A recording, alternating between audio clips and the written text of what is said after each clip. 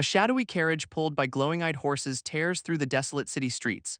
This is not a royal escort, it is a prison transport with armed guards on patrol. Inside the cage, a blonde woman sits among the other prisoners, looking completely unfazed. A sad memory plays out, a woman telling someone named Chengzi he must live on without her. And that memory fuels our boy's rage, his eyes glowing with pure, unfiltered fury. He dramatically stops the whole procession, demanding they release his sister, a classic bad idea.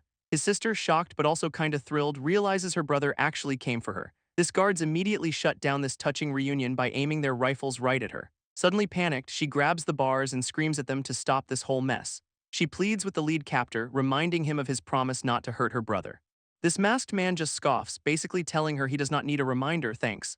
Outside, Chengzi doubles down, vowing he will not let them take her even if he dies. His opponent leaps into action with a devastating energy-charged kick, which connects so hard it practically sends our boy into the next dimension. Down on the ground, the villain lectures him on how powerless people cannot protect anyone. Changzi can only grit his teeth, completely overwhelmed by his own weakness. From the cage, his sister begs him to stop being reckless, which is helpful asterisk after the fact.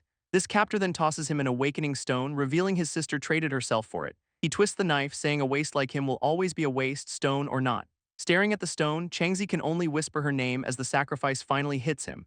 His last memory is reaching for her, begging them not to take his sister away. And just like that, he jolts awake, screaming her name. It was all a nightmare. For 3 long years, he's been trapped in this same agonizing memory loop. This image of that masked man, the one who took her, seared into his brain, fueling his vow to get stronger, strong enough to finally track her down. His brooding is cut short when a bunch of thugs literally kick down his door, led by a smarmy deputy administrator here to collect his supply tickets for the month. But Chengzi tells them to get lost, insisting he has already paid this month's fee. Unimpressed, the deputy just orders his goons to tear the place apart anyway, and his 2 beefy henchmen immediately grab our boy, holding him in place. A little while later, Chengzi is on the floor, clearly having gotten the worst of it, while the deputy smugly holds up the 5 tickets they found, mocking him for the pointless beating. But Chengzi just glares back, saying their weak punches do not hurt and he knows their real game, claiming this is not about tickets, they are after something else he has. With a pained grunt, he reaches into his jacket to pull out the hidden item, revealing the awakening stone his sister sacrificed everything for, which he drops on the floor, calling them out on their real objective. For the past 3 years, he has been researching these stones, trying to find a lid. But his search for his sister has turned up absolutely nothing, a total dead end. His only clue is the man from that nightmare. Find him and he can find his sister. So this awakening stone is the key to unlocking superpowers, his one big shot. Basically, at 16, you use one to awaken a word attribute and get totally jacked. These awakened folks get all sorts of wild powers, from beast forms to spooky shadow tentacles. And the one thing they all have in common is a guaranteed ticket to becoming insanely strong. He knows his sister sacrificed everything for this chance, his only real hope of ever finding her. On his 16th birthday, he holds the stone and makes his one and only wish to get her back. With that vow, he pours his energy into the stone and the system awakening kicks in hard, which grants him a unique, radiant word attribute in the form of a glowing magical book. He is literally the only person in the world with this power, and our boy is feeling pretty good about it. Already, he is calculating how he outclasses the local administrator, who only has a few measly attributes. There's just one tiny problem: he has absolutely no idea how to actually level up. His plan is to ask a friend, but first we see the grim reality of his settlement where food is scarce. This local administrator takes the lion's share of every harvest, leaving everyone else to starve. And since his tribute is non-negotiable, a bad crop season is basically a death sentence for the workers. Speaking of people who are not starving, a smug guy sips some kind of purple drink, who turns out to be his friend Liu Zi, asking what he is daydreaming about. Changzi internally roasts his bestie, a rich kid currently role-playing a novel character with mystery juice. When Changzi asks about his awakened power, Liu Zi acts like a super spy whose cover has just been blown. Our boy just cuts through the theatrics, bluntly asking how you are supposed to level up. Still in character, his friend reveals the secret: you enter dimensional dungeons and kill monsters. Liu Zi explains that dungeons drain your life force and are run by powerful factions who charge a crazy entrance fee. On top of that, any loot you find gets confiscated by the gatekeepers, a truly fantastic business model. Changzi realizes these dungeons sound even worse than the monster-filled world he already lives in. His friend sums it up with a cheerful 9 out of 10 die, and the survivor just wishes they had. Just then, some pink-haired goon and his crew roll up, announcing they have good news for Liu Zi. Playing along, Liu Zi asks what this wonderful news could possibly be. Our boy immediately recognizes the guy as the administrator's top lackey, which means this is definitely not good news. This lackey Zhao makes a generous offer. Liu Zi can enter their dungeon for free, no entrance fee required. But the catch is that every single thing he finds inside belongs to them, a deal that is not a deal at all. His bestie is understandably stunned by the sheer nerve of this shakedown, but Changzi steps up, calling them out for lining their own pockets instead of helping the settlement. Zhao just sneers, mocking the unawakened kid for trying to pick a fight with a real powerhouse.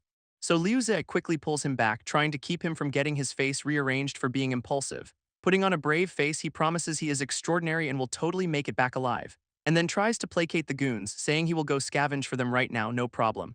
Watching his friend walk toward them, Changzi knows he cannot reveal his own power yet, but he cannot let him go alone. With his options limited, he decides this is his only chance to get stronger and survive anyway. So he steps forward, declaring that if his friend is going in to die, then he is going with him. This declaration completely floors Liu Ze, while Zhao looks on with pure annoyance. And the lackey just laughs, asking what makes a weakling like him think he is even qualified to enter an awakened-only zone. Changzi drops the bomb, coolly announcing he is also an awakened user with a word attribute. Their destination is a swirling blue vortex, the entrance to a level 1-dimensional dungeon. Waiting for them is a welcoming committee of thugs, with the leader greeting them as new mules. Zhao smugly presents his 2 domesticated recruits who are clearly not impressing the gatekeepers. With a sneer, the head goon mocks them for being too skinny to survive, let alone carry loot. Changzi quietly promises his friend that if he lives, he is punching that guy 100 times. Still in character, Liu Ze dramatically agrees to join in on the 100-punch revenge plan. This little exchange does not go over well, as the big guy gets super offended by their arrogance. Tired of their chatter, Zhao shoves them toward the portal, telling them to hurry up and get inside. Liu Ze tries for a heartfelt bro moment, but our boy just tells him to shut up. As they are pulled into the swirling abyss, the goons just stand back and watch them disappear. Outside, Zhao takes a drag from his cigarette, smirking about how well Changzi hid his power. He then reveals the big secret. That stone was the one the company has been hunting for 3 years. Suddenly, his henchmen start sweating, realizing they have been bullying a guy who can now get revenge. But Zhao just scoffs, saying the kid has to survive first, because awakening is not an invincibility cheat code. Then he flexes his own power, a gold word attribute, complete with a villainous grin and glowing red eyes. Meanwhile, our boys land in a creepy, dark forest, officially inside the dungeon's Welcome to Hell lobby.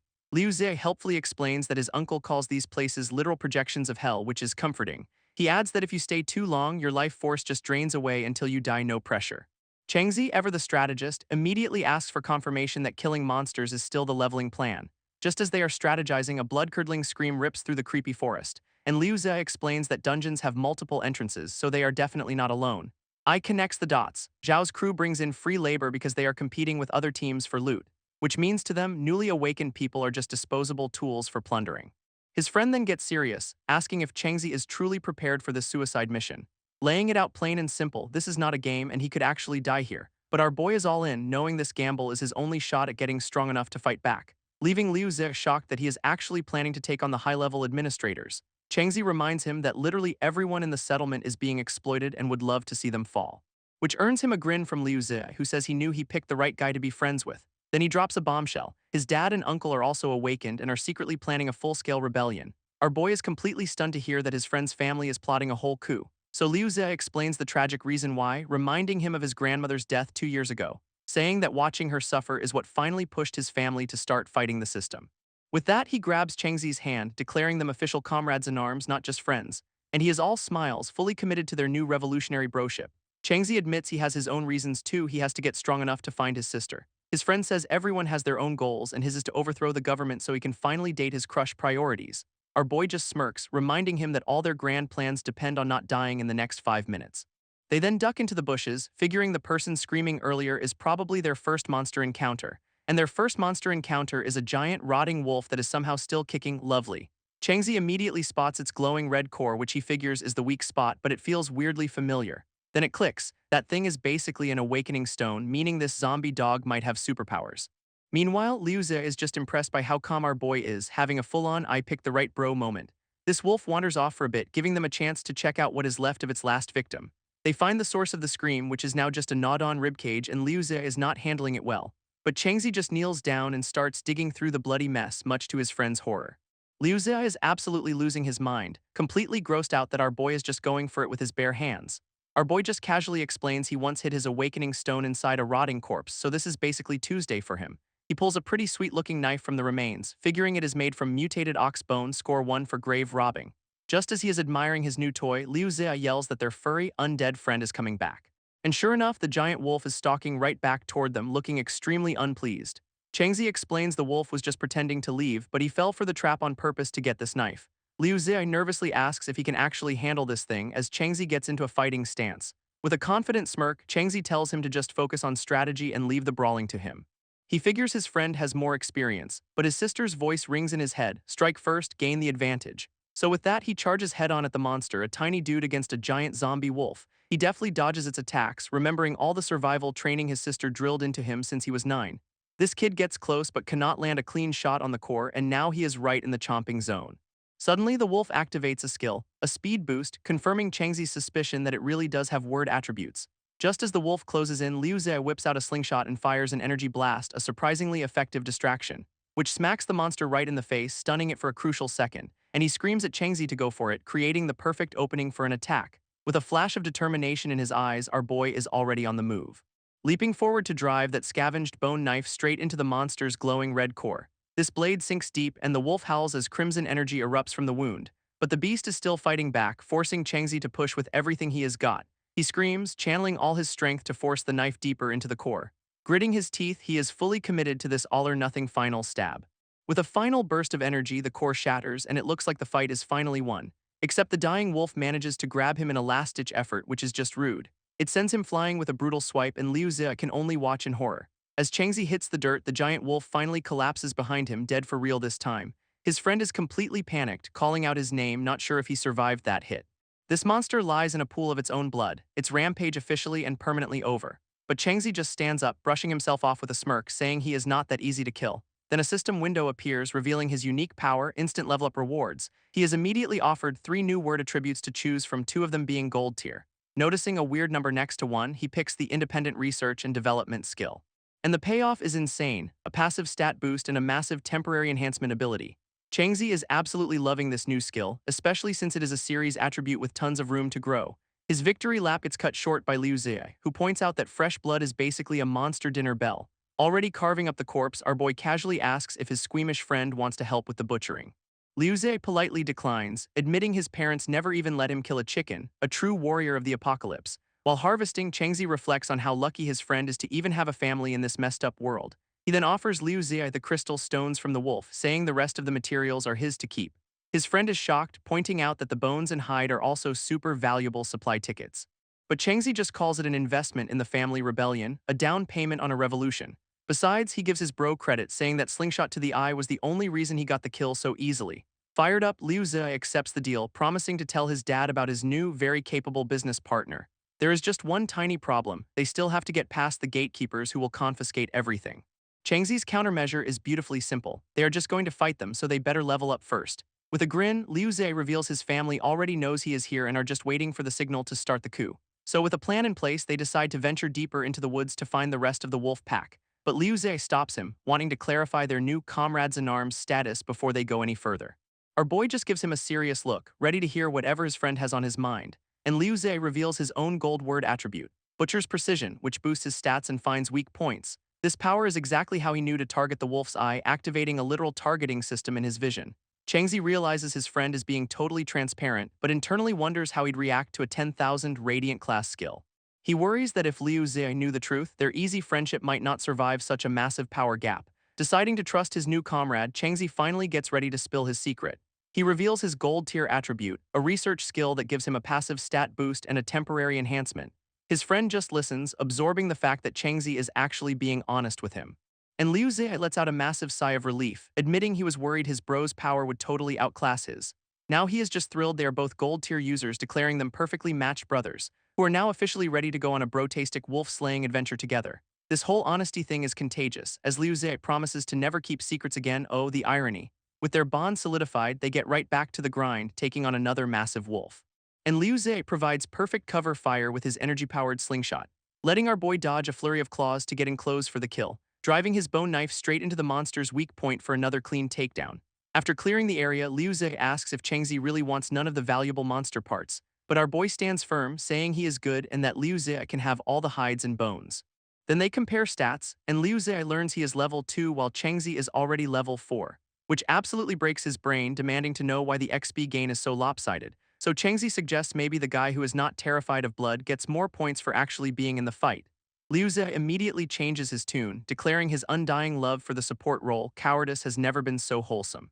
But internally, Changzi knows the truth. He unlocked another Radiant class skill that massively boosts his XP gain. He reflects that even skills of the same tier have huge differences in strength, widening the power gap even more. Meanwhile, somewhere else in the dungeon, a voice screams out a warning to someone named Liu Zhu. That warning scream from earlier turns out to be a woman's voice, and Liu Zhe sarcastically calls it beautiful. Changzi immediately tries to steer them away, insisting they should not get involved with other people's drama. He just walks off, saying leveling up is the only thing that matters, leaving his friend totally stunned by the cold focus. Our boy explains that this dungeon drains life force over time, so they really cannot afford any distractions. Then they overhear some real classy dialogue from a group of guys threatening a woman, which immediately gets Liu Zhe's attention, who is suddenly very interested in seeing what happens next. I, with a completely straight face, agrees they should probably check it out for strategic reasons, of course. They find a woman being cornered who accuses her attacker of setting this whole ambush up from the start. A smarmy-looking dude with glowing purple hands confirms it, calling this a golden opportunity to get close to a big shot. This guy gloats over her defeated bodyguards, flexing his power and telling her to just give up already. He then reveals his master plan, force her into marriage so he can climb the social ladder by joining her powerful family. With a truly punchable grin, he declares them a match made in heaven, a classic villain move. Meanwhile, Liu Zhe is giving Changzi the play-by-play, explaining this is a classic servant betrayal plot. He is practically buzzing with excitement over the drama, demanding to know what Changzi thinks of the whole mess. Peeking from behind a tree, Changzi sees this not as drama but as a potential opportunity for them. Liu Zhe completely misreads the room, thinking his bro wants to join the bad guys for some thrilling action. I clarifies his much colder plan. Let them fight, then he will loot the bodies. Efficiency is key. Back in the clearing, the villain loses his patience and lunges at the woman to take her by force. But she just gives him a death glare, clearly not intimidated in the slightest. And in a flash, she summons a golden blade to expertly parry his attack, showing she is more than capable. This smarmy villain recoils in shock, hit by a face full of mysterious brown powder, and the woman immediately bolts, knowing her paralysis dust is only a temporary fix. But she seems to have been hit by something too, though she claims to be immune to this kind of poison. Her attacker recovers in a flash, deciding he is done being gentle and unleashes his real power. A brutal energy attack slams into her, proving she is completely outmatched in a direct fight, and she crashes to the ground, totally defeated and at his mercy. He gloats that her little powder trick was a nice try, but ultimately useless against him. Watching from the trees, Changzi calmly explains this is just what a massive level gap looks like. Liu Zhe asks how he is so sure, and our boy says he calculated their power levels from the wolves they fought. This is the exact moment Liu Zhe realizes his new friend is a terrifyingly good combat analyst. Meanwhile, the villain looms over the woman, telling her not to move or his enchanted dagger will work faster. She glares back, spitting that her family will absolutely destroy him for what he has done. But he just drops the act, admitting he never actually wanted to marry into her family anyway. His real plan is far more twisted, to ruin her and her family's pristine reputation. This creep gets way too close, ready to finish his disgusting plan, until she grabs her own dagger and stabs herself in the arm, which is a wild choice. Then in a stunning reversal, she drives that same bloody blade right into his neck. He is completely blindsided, choking as she holds the knife steady in his throat. With zero hesitation, she tells him that since he refused her offer, he can just accept death instead. She then reveals the dagger is poisoned, meaning he is dead no matter what, a truly cold-blooded finisher. Just as the villain goes for the final stab, Changzi comes flying in to crash the party. And a brutal kick sends the creep tumbling away from the woman at the last possible second. Our boy gives her a quick, cool-headed glance while she just looks up, stunned by the rescue. He immediately follows up with a spinning attack, completely overwhelming the now panicked villain. Liu Zhe casually strolls in, correctly guessing Changzi used his temporary stat boost for that flashy entrance. With a serious look, Changzi just says he had his reasons for jumping in. Then the woman they just saved promptly collapses, which really kills the heroic mood. Liu Zhe checks on her, figuring she just passed out from the stress and the dagger's poison finally taking effect. He then cheerfully points out that even if she is alive now, she will be dead soon, always the optimist. But Changzi is not having it, declaring she is way too useful to their coup to just die here. His friend highlights the minor issue that she is poisoned and neither of them has an antidote. Changzi just points to their unconscious prisoner, hinting that the solution is lying right over there. And there the villain is, stripped down and tied up because efficiency is everything. Liu Zhe worries that the guy's powerful backers are going to come after them for this. Our boy explains that since his identity is blown, the villain is now just a disposable pawn to his old masters. Besides, anyone targeting them now would also be picking a fight with that high-status woman. This 4D chess move has Liu Zhe practically sparkling with admiration for his terrifyingly smart friend. Meanwhile, the villain finally wakes up with a massive headache, wondering who kicked him so hard. He opens his eyes to the sight of two very unfriendly, very smug faces grinning down at him. As the creep demands to know who they are, Changzi grabs him by the hair, ready to get some answers. This villain starts his interrogation with the classic, "Do you even know who I am?" A truly foolproof strategy. Liu Zhe asks for the game plan and Changzi suggests they treat him just like that wild boar they captured. Still trying to sound tough, the creep warns them he is a big deal, completely missing the part where they do not care. After a little persuasion, he is suddenly very cooperative, revealing his blood is the antidote they need. Changzi just tells him his survival depends on not lying because our boy's patience is running thin. As Changzi makes a small cut, the villain immediately starts whining, calling him hero between sobs. A small slice is all it takes to get the life-saving blood flowing, which is then dripped directly onto the unconscious woman's face to cure the poison. This guy immediately complains they are taking too much, worried he will run out of his own precious bodily fluids. With the antidote collected, Changzi orders Liu Zhe to wrap the wound in wolf hide to avoid attracting monsters. Liu Zhe gets way too into his work, tying the knot with a grin that is just a little concerning. He then boasts about his skills and casually mentions he is totally unmoved by the woman's looks, because apparently this young master only has eyes for his one true love, Xiaoyu. Meanwhile, the woman on the ground lets out a groan, showing signs of recovery. Changzi calmly explains that the antidote needs a moment to work, while their prisoner just hangs out literally. And just like that, her eyes flutter open, the poison successfully neutralized. Their captive is thrilled to be proven right, shouting that he really was not lying about the cure. Waking up in Changzi's arms, the woman asks the obvious question, "You saved me." Our boy, ever the pragmatist, admits he had his reasons, confirming he knows she is from a powerful family. She introduces herself as Guan, figuring there is no point in hiding her identity from her new, very opportunistic saviors. Their prisoner is absolutely seething, furious that his master plan was ruined by two random nobodies. Changzi meanwhile asks Guan if her father is just some run-of-the-mill settlement administrator. She is completely baffled, wondering if he is playing dumb or is genuinely unaware of her family's influence. But our boy just stares her down, demanding an answer with zero patience for games. Guan confirms that yes, her family controls hundreds of settlements, so administrator is putting it mildly. With that established, Changzi immediately tries to cash in the life debt by asking for her dad's help. She is understandably cautious, warning him her life might not be worth whatever he is planning. Then he just drops the bomb. He wants her family's help to overthrow the leader of his settlement, a casual request for a coup. Her face goes completely blank as she realizes this whole rescue was just a business proposal. Ai sweetens the deal, offering to act as her personal bodyguards for the rest of their time in the dungeon. This term bodyguards seems to catch her completely off guard, which is fair. He even throws in all future resources they find, so long as she agrees to back their little rebellion. Guan glances over at Liu Zhe, probably trying to figure out if they are both this unhinged, but Liu Zhe just gives a casual wave, totally on board with his friend's plan to start a civil war. Internally, she is just impressed by how calm and decisive Changzi is for someone his age. She decides that while he is reckless, adventuring with him might actually be interesting. So she agrees to the deal, formally introducing herself as Guan Ju and offering a handshake. Their handshake seals the contract on this incredibly sketchy but mutually beneficial partnership. Ai then introduces himself and his good brother Liu Zhe, making the new team official. All the while, their captive can only watch in disgust as a noble makes a deal with low-class outcasts, the absolute horror. Their captive is still fuming, thinking how this woman is totally unworthy of his master. Guan Ju looks down at the traitor and asks Ai what the plan is for him. Our boy just shrugs, saying they are partners now, so his fate is entirely up to her. Suddenly, the creep is begging for his life, claiming he was tricked into the whole thing. Guan Ju gets to her feet, announcing she will take care of this little problem herself. She then notices the wolf hide on her wound, wondering if Changzi was the one who patched her up. Internally, she is thinking he is a bit naive but surprisingly considerate for a schemer. With that thought, she picks up a dagger, ready to deliver some justice. This villain freaks out, but she calmly explains his blood is an antidote, so a little stab will not kill him. Her plan is not murder, she just needs to make him bleed a little for reasons, of course. This does nothing to calm him down, as he immediately starts groveling for his life again. Then we get a random romance novel title card while she looks ready to commit a felony. Liu Zhe, our resident drama expert, thinks she will go easy on him because girls are just soft-hearted, and she immediately proves him wrong by stabbing the guy right in the shoulder, no hesitation. Seeing justice has been served, Changzi just turns to his friend and says it is time to go.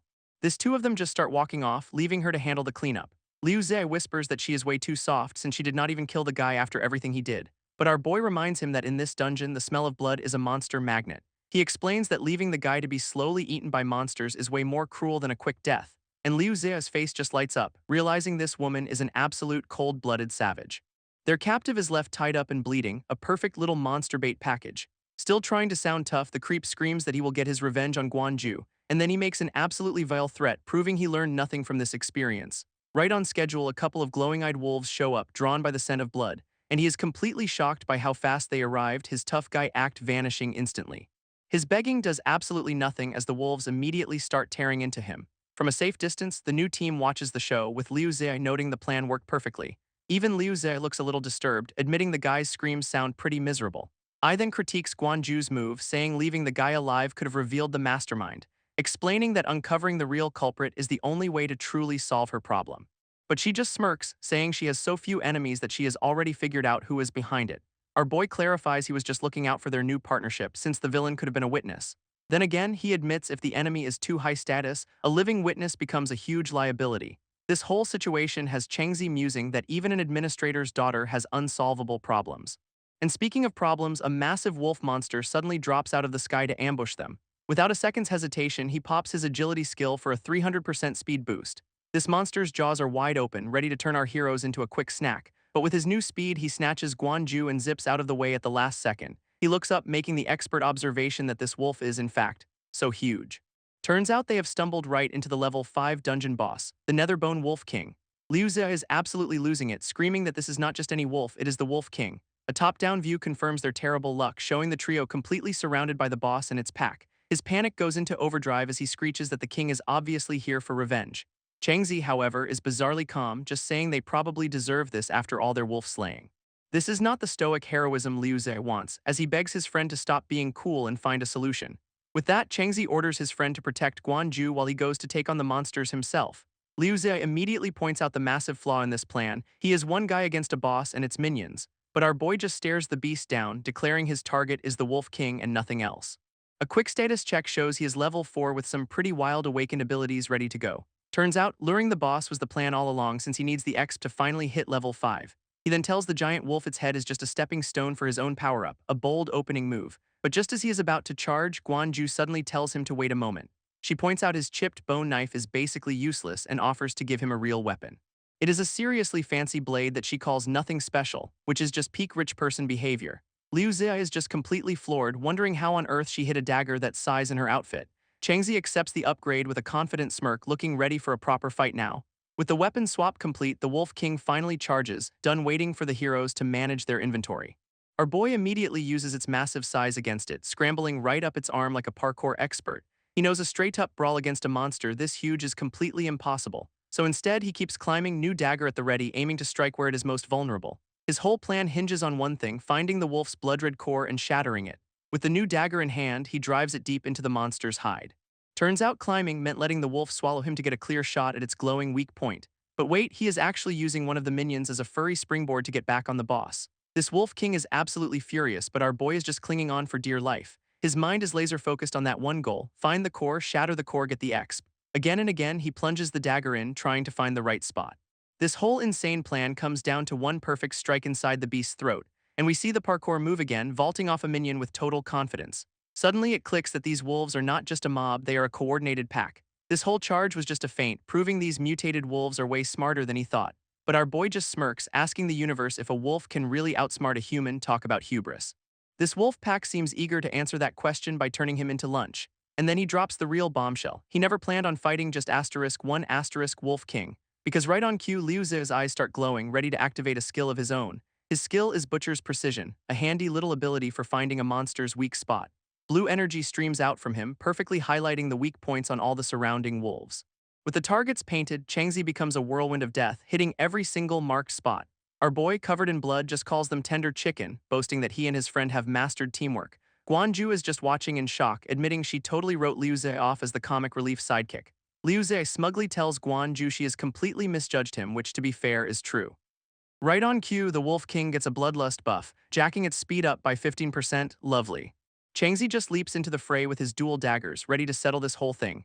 A furious howl echoes through the dungeon as the beast charges straight for the other two. Of course, Liu Ze is having a complete and total meltdown as the monster closes in. Its giant maw opens wide, ready to turn the backup squad into a light snack. At the top of his lungs, Changzi screams for Liu Ze and Guanju to get down now. Then our boy starts glowing, channeling maximum power into his next attack. He knows he can kill it, but it is going to take every single ability he has. So he activates his flame enchantment, turning his daggers into fiery projectiles. With a powerful throw, he launches both flaming blades straight at the charging boss. This Wolf King barrels down on his friends, completely unaware of the incoming firestorm, and the daggers hit with the force of a meteor, creating a massive fiery vortex. Liu Ze can only stare in awe, absolutely floored by how fierce that move was. This attack carves a massive, smoldering trench right through the dungeon floor. Guanju is completely stunned, realizing even level 8s in her family cannot pull this off. She is now desperately trying to figure out his real level since this dungeon has a cap. This comic relief chimes in that Changzi is level 4, way higher than his own level 2. Her brain just short-circuits, trying to compute how a level 4 is doing level 8 damage. She concludes it must be his awakened ability, even though it seems way too weak on paper. Guanju is seriously impressed, thinking he might be the hidden talent her father was looking for. With a confident smirk, Changzi confirms his insane plan was a complete success. Turns out he got a massive 75% experience boost for being so far ahead of the curve. That sweet X pushes him straight to level 5, unlocking a new word attribute choice. He's got 3 options, including one that gives him the wolf's bloodlust speed buff. Our boy weighs his choices, knowing the wolf attribute offers more info but is a huge gamble. After a moment's thought, he decides to roll the dice on the one with the highest potential, and he picks Headshot Strike, a skill that guarantees a massive critical hit on his next attack. Changzi is already scheming how to combo this with his other skills for a perfect one-shot kill. But first things first, it is time to butcher the Wolf King and collect the spoils of war. Guanju just watches him harvest monster parts, wondering what he even needs them for. He explains they can be traded for supplies, generously offering them all to her as per their deal. She is internally scoffing, thinking these rare items are literal garbage her servants would not touch.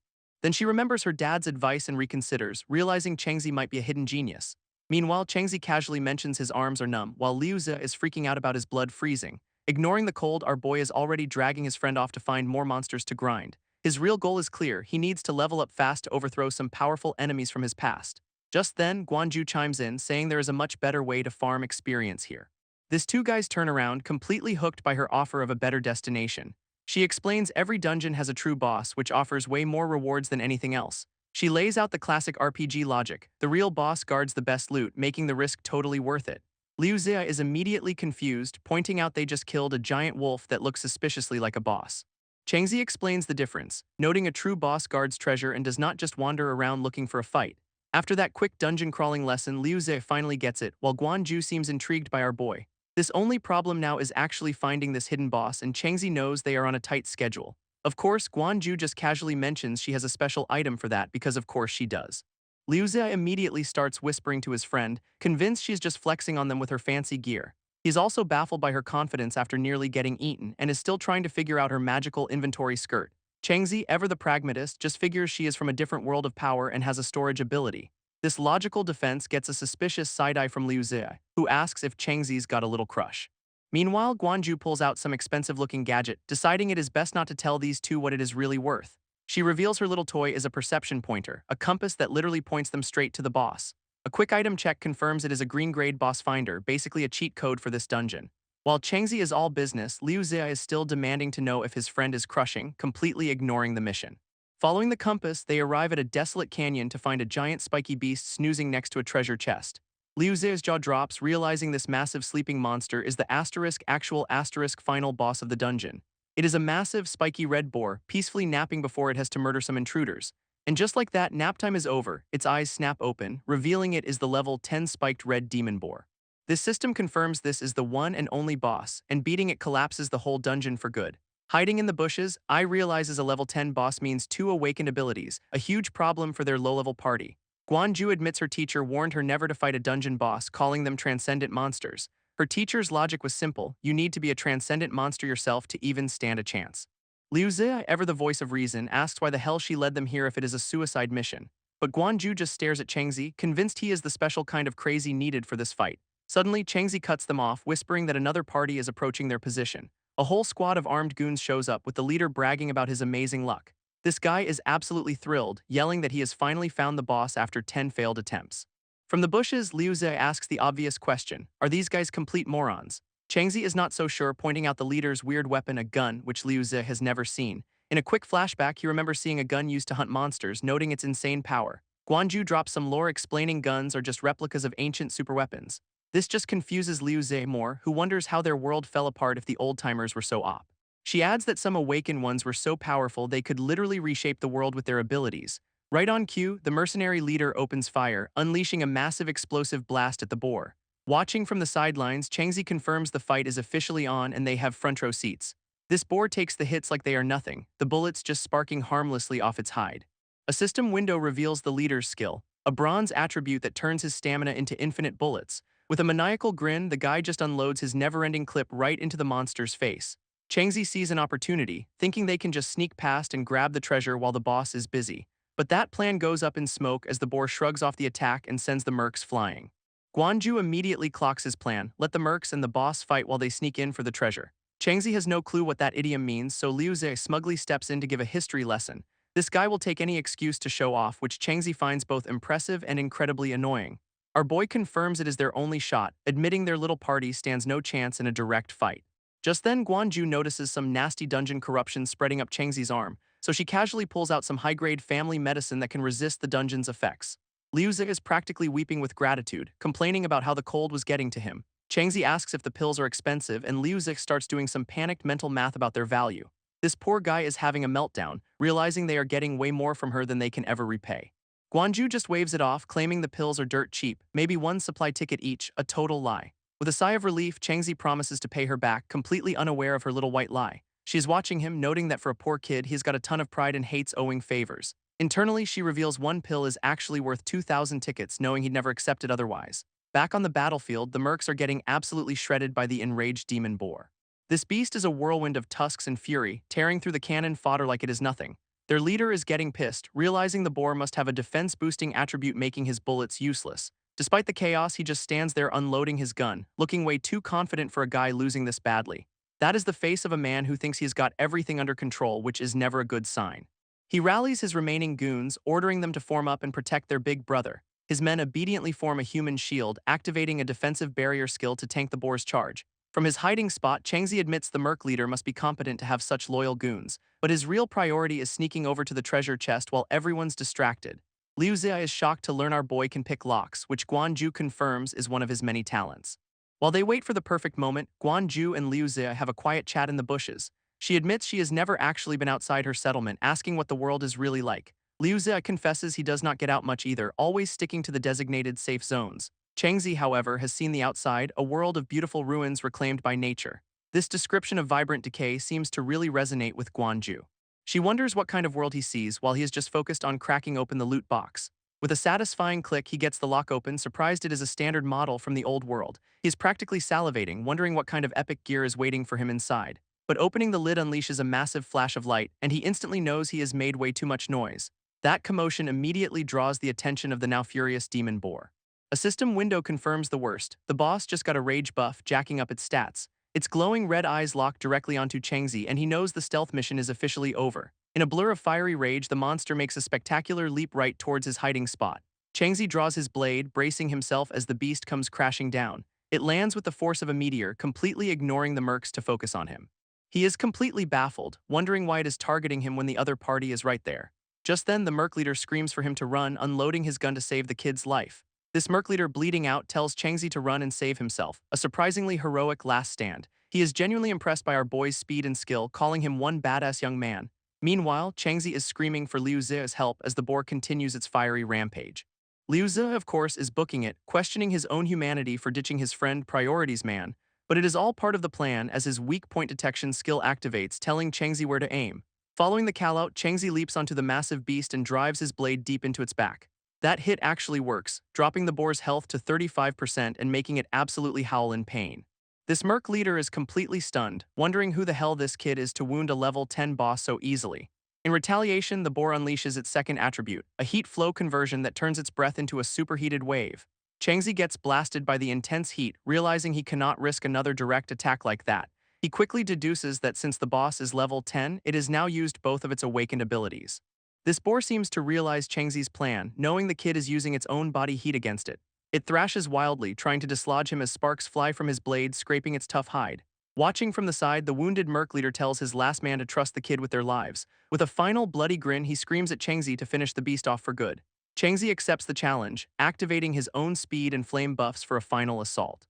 Facing the enraged monster, he goes all in, activating every combat attribute he has for this one last gamble. He launches himself high into the air, preparing a devastating dive bomb attack on the boar below. In the heat of the moment, he yells for Liu Zi to pinpoint the weak spot one more time.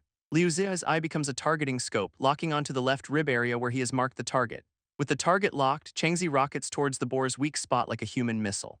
He connects with a brutal, flaming strike, burying his blade deep into the monster's hide. Putting every ounce of strength into it, he pushes the attack even further, eyes glowing with power. It is a whirlwind of slashes as he carves the beast up from the inside out, a total blender move. From the cheap seats, Liu Zi is screaming his head off, being the world's most intense cheerleader. Guanju watches with a mix of awe and worry, wondering if he can actually pull this off. Even the dying merc leader is rooting for him, giving a final, bloody encouragement to the kid. This is it, the final push. He is burning through every last bit of his energy for the finishing blow. He unleashes a final spectacular flurry of attacks, turning into a literal storm of blades and fire. This boss's health bar plummets to almost nothing as the monster lets out one last agonizing roar. Drained but not done, he rides out the last wave of his own explosive power. With a final shudder, the massive demon boar finally collapses to the ground, defeated, and the system confirms it with a glorious victory screen. The level 10 boss is officially dead. Standing atop the colossal corpse, our boy takes a moment to survey his handiwork, completely spent. His friends rush over, with Liu Zi celebrating their win while carrying what looks like all their worldly possessions. Guanju immediately assesses the damage, realizing Changzi is severely burned from his own fire attacks. This victory party is short-lived as they see just how messed up our boy is after that final gambit. Barely able to stand, he asks them to keep watch while he tries to recover for a second. His friends stand guard as Changzi sits down, a strange green light starting to glow around him. His eyes now glow an eerie green, hinting that some kind of passive healing or new ability just kicked in. A new word attribute pops up, something called far ahead. The victory spoils are rolling in. Thanks to a massive X boost, he jumps straight from level 5 to 7 in one go. His Eternal Evolution Codex kicks in, letting him literally steal an ability from his fallen foes. He gets a loot menu of skills, including the Merc Leader's Infinite Bullet Hack and the Boar's Tough Hide. There are a few other options, but a couple of them are tantalizingly marked unknown. Changzi dismisses the bullet skill since he is too broke for a gun priorities, you know. His eyes lock onto a mysterious gold tier attribute, wondering what the hell refresh once even means. But when in doubt, you always pick the shiny gold option. It is just basic gamer logic. And it is a jackpot. The skill lets him instantly reset all his other ability cooldowns. Our boy immediately realizes he can now unleash a devastating chain of attacks in a pinch. This system is not done yet, offering him another choice between 3 powerful attributes. He goes for another gold one, Independent Research and Development, which sounds promisingly broken. This new skill grants a passive 45% stat boost and a temporary 450% buff, absolutely insane. With a grin, Changzi soaks in the power-up, feeling like he just hit the lottery. Now at level 7, he is already thinking about his rival, vowing to close the gap between them. Just then, the whole cave starts shaking violently, catching his friends completely off guard. Liu Zi freaks out about an earthquake, but Guanju knows the truth, the dungeon is collapsing. This merc leader he saved hobbles over, calling him a friend and promising to repay the favor. With a final nod, the guy gathers his remaining crew and they limp out of the crumbling cave. As they leave, Guanju checks on Changzi, asking if he has recovered enough to get moving. Changzi, looking worse for wear, agrees they need to get out of the collapsing cave immediately. While they are booking it, Liu Zi asks the most important question: what about the treasure chest? Guanju smugly reveals she has already stored it with her attribute ability because of course she has one. As they run, she also hands a fancy-looking blade back over to Changzi. She tells him to keep it since she is committed to helping him overthrow his corrupt settlement leader. Liu Zi, ever the party pooper, points out they are probably just running into another fight to the death. But Guanju is all fired up, vowing that she will absolutely make it in time for her own battle. This trio makes a mad dash for the swirling blue exit portal as the dungeon crumbles around them. Outside, Changzi reassures a very nervous Liu Zi that he is ready for whatever's waiting. And what is waiting is a whole welcoming committee of armed thugs, just fantastic. Their purple-haired leader takes a drag from his cigarette, surprised the kids actually survived. He then announces it does not matter since the administrator has officially ordered Liu Zi's execution. One of his men gets a truly unhinged grin, way too excited about the prospect of murder. Facing them down, Changzi's new level 7 status is on full display as he prepares for a fight. Liu Zi, now level 4, is all in, saying they need to kill these guys and find his dad. This rival Zhao Zhiji just scoffs, calling them two wastes who think they stand a chance. One of his goons rallies the troops, telling them to give the brats a proper beatdown. With the order given, the entire mob charges forward to claim the bounty on their heads. Zhao Zhiji himself draws a wicked-looking curved blade, ready to join the fray. Changzi just watches them come, his expression grim and ready for the inevitable clash. Fresh off his level up, Changzi moves like a blur, cutting down the first wave of thugs before they can even react. He locks eyes with his rival, letting him know the weak kid he used to bully is long gone. This remaining goons are just stunned, unable to comprehend how anyone could move that fast. Zhao Zhiji is still processing this new development when he notices the dungeon portal behind him is collapsing. His eyes go wide as he realizes the only way a dungeon closes is if the boss has been defeated. He immediately assumes they just leached X from a stronger party, mocking their pathetic level up. With a condescending smirk, he draws his blade, confident that a couple of levels will not make a difference. But Liu Zi steps up, telling the purple-haired punk he has completely misread the situation. In a truly magnificent display of stolen valor, he claims he was the one who single-handedly killed the boss. His nose literally grows like Pinocchio's as he begs Changzi to just let him have this one, okay? This lie actually works, throwing Zhao Zhiji for a loop as he tries to figure out Liu Zi's power. His mind races, concluding that if Liu Zi is the real powerhouse, he must be an even higher level than Changzi. Liu Zi keeps the act going, puffing out his chest and declaring that today is Zhao Zhiji's last day. Completely falling for it, Zhao Zhiji orders his men to pin down the stronger Liu Zi while he takes out Changzi. This goons obey, charging forward to take on the guy they now believe is the main threat. Of course, they are already complaining that their boss is a coward for sending them after the boss killer. With the distraction set, Liu Zhe yells for Changzi to handle it while Zhao Zhiji leaps in for the attack. This rival is screaming for blood, his face twisted in a mask of pure murderous intent. Their blades clash in a brilliant flash of steel, kicking off the duel everyone's been waiting for. And Zhao Zhiji is instantly shocked by the raw force behind Changzi's parry. Zhao Zhiji activates his own attribute, a gold tier speed buff, convinced it makes him totally untouchable. He is a level 8 with a 30% speed boost, smugly challenging Changzi to even try and keep up. This too become a blur of clashing blades, with the rival absolutely certain he has the advantage. But Zhao Zhiji is completely losing his mind because Changzi is somehow matching him blow for blow. Changzi reveals this punk has been tormenting him for years, beating him half to death over and over. We get a quick flashback to him being brutalized by Zhao Zhiji and his thugs in a trashed room. This bully grabs him by the collar, demanding to know where the thing is. It gets even worse with a blade pressed to his throat as Zhao Zhiji screams the same question. A single drop hits the water, symbolizing the end of his patience and the start of the payback. Back in the present, Changzi confirms he always knew the guy was after the awakening stone. Zhao Zhiji gets tired of the villain monologue and lunges, only to get effortlessly blocked. Nice try, buddy. Our boy reveals that stone was a gift from his sister who traded her life to get it for him. With that, he activates every single buff he just got, 2 gold skills, flame enchantment, and a headshot strike. He channels 3 years of pure, bottled-up hatred into this one attack, ready to end this for good. Changzi unleashes a massive flaming sword arc, screaming for his rival to just go die already. Suddenly, Zhao Zhiji is the one panicking, realizing he cannot keep up with this insane new speed. Changzi roars that he will never let anyone steal the last thing his sister left him. This fiery blade connects, and the rival's face contorts in agony as he is completely overwhelmed. Standing over his defeated foe, Ai announces that 3 years of humiliation are being repaid today. His remaining goons absolutely lose it, with one screaming for everyone to run for their lives. With his rival down, Changzi's cold gaze shifts to the remaining goons. He is not done yet. He calls them out for their part in his torment, spinning his blade for another round. In a blur of fire and steel, he absolutely demolishes the rest of the terrified mob. Holding his glowing sword, he roars that 3 years of humiliation are finally over. Liu Zi, ever the supportive friend, gives him a big thumbs up for the awesome beatdown. His victory cheer is cut short by something shiny on Zhao Zhiji's body. Time for some looting. Changzi kneels down and pulls out the item, which turns out to be a pearl bracelet. But Liu Zi's face goes pale. He immediately recognizes it as his mother's. This horrifying realization dawns on him. His mom must have been captured by the administration. He explains it was her favorite piece of jewelry, something she would never ever give up. We get a quick heart-wrenching flashback of him as a child, safe in his mother's arms. Back in the present, he is sprinting desperately, praying she is still okay. Changzi tries to calm him down, promising that his aunt is definitely still alive. Liu Zi puts his faith in his friend's analysis, knowing he does not just say things. That analysis, however, is brutally pragmatic. Women are too valuable for reproduction to be killed. This attempt at reassurance backfires spectacularly, sending Liu Zi into a full-blown panic. This two of them race towards the settlement's administrative building, ready for the next fight. As they get close, Ai tells him to get ready. The enemy base is right ahead. From a high vantage point, they see the settlement's main building and a few figures below. A woman with pink hair calls out to them by name, revealing they were expected. This pink-haired woman from before frantically warns them to flee because something has gone terribly wrong. It turns out Liu Zi's dad led a whole rebellion against the administrator while they were gone. With the coup failing hard, she warns that Zhao Zhiji's crew is on their way to arrest them. Liu Zi is just stunned, realizing his entire family is caught up in this mess. His parents are heroes, she says, but the townsfolk are just no match for the administrator's goons. A couple of beat-up guys confirm it. They tried to fight back but got completely crushed. So she is begging them to just run for it, insisting they stand no chance in a fight. But Liu Zi is not having it, declaring he absolutely will not abandon his parents. He is ready to go down with the ship, vowing to die with them if it comes to that.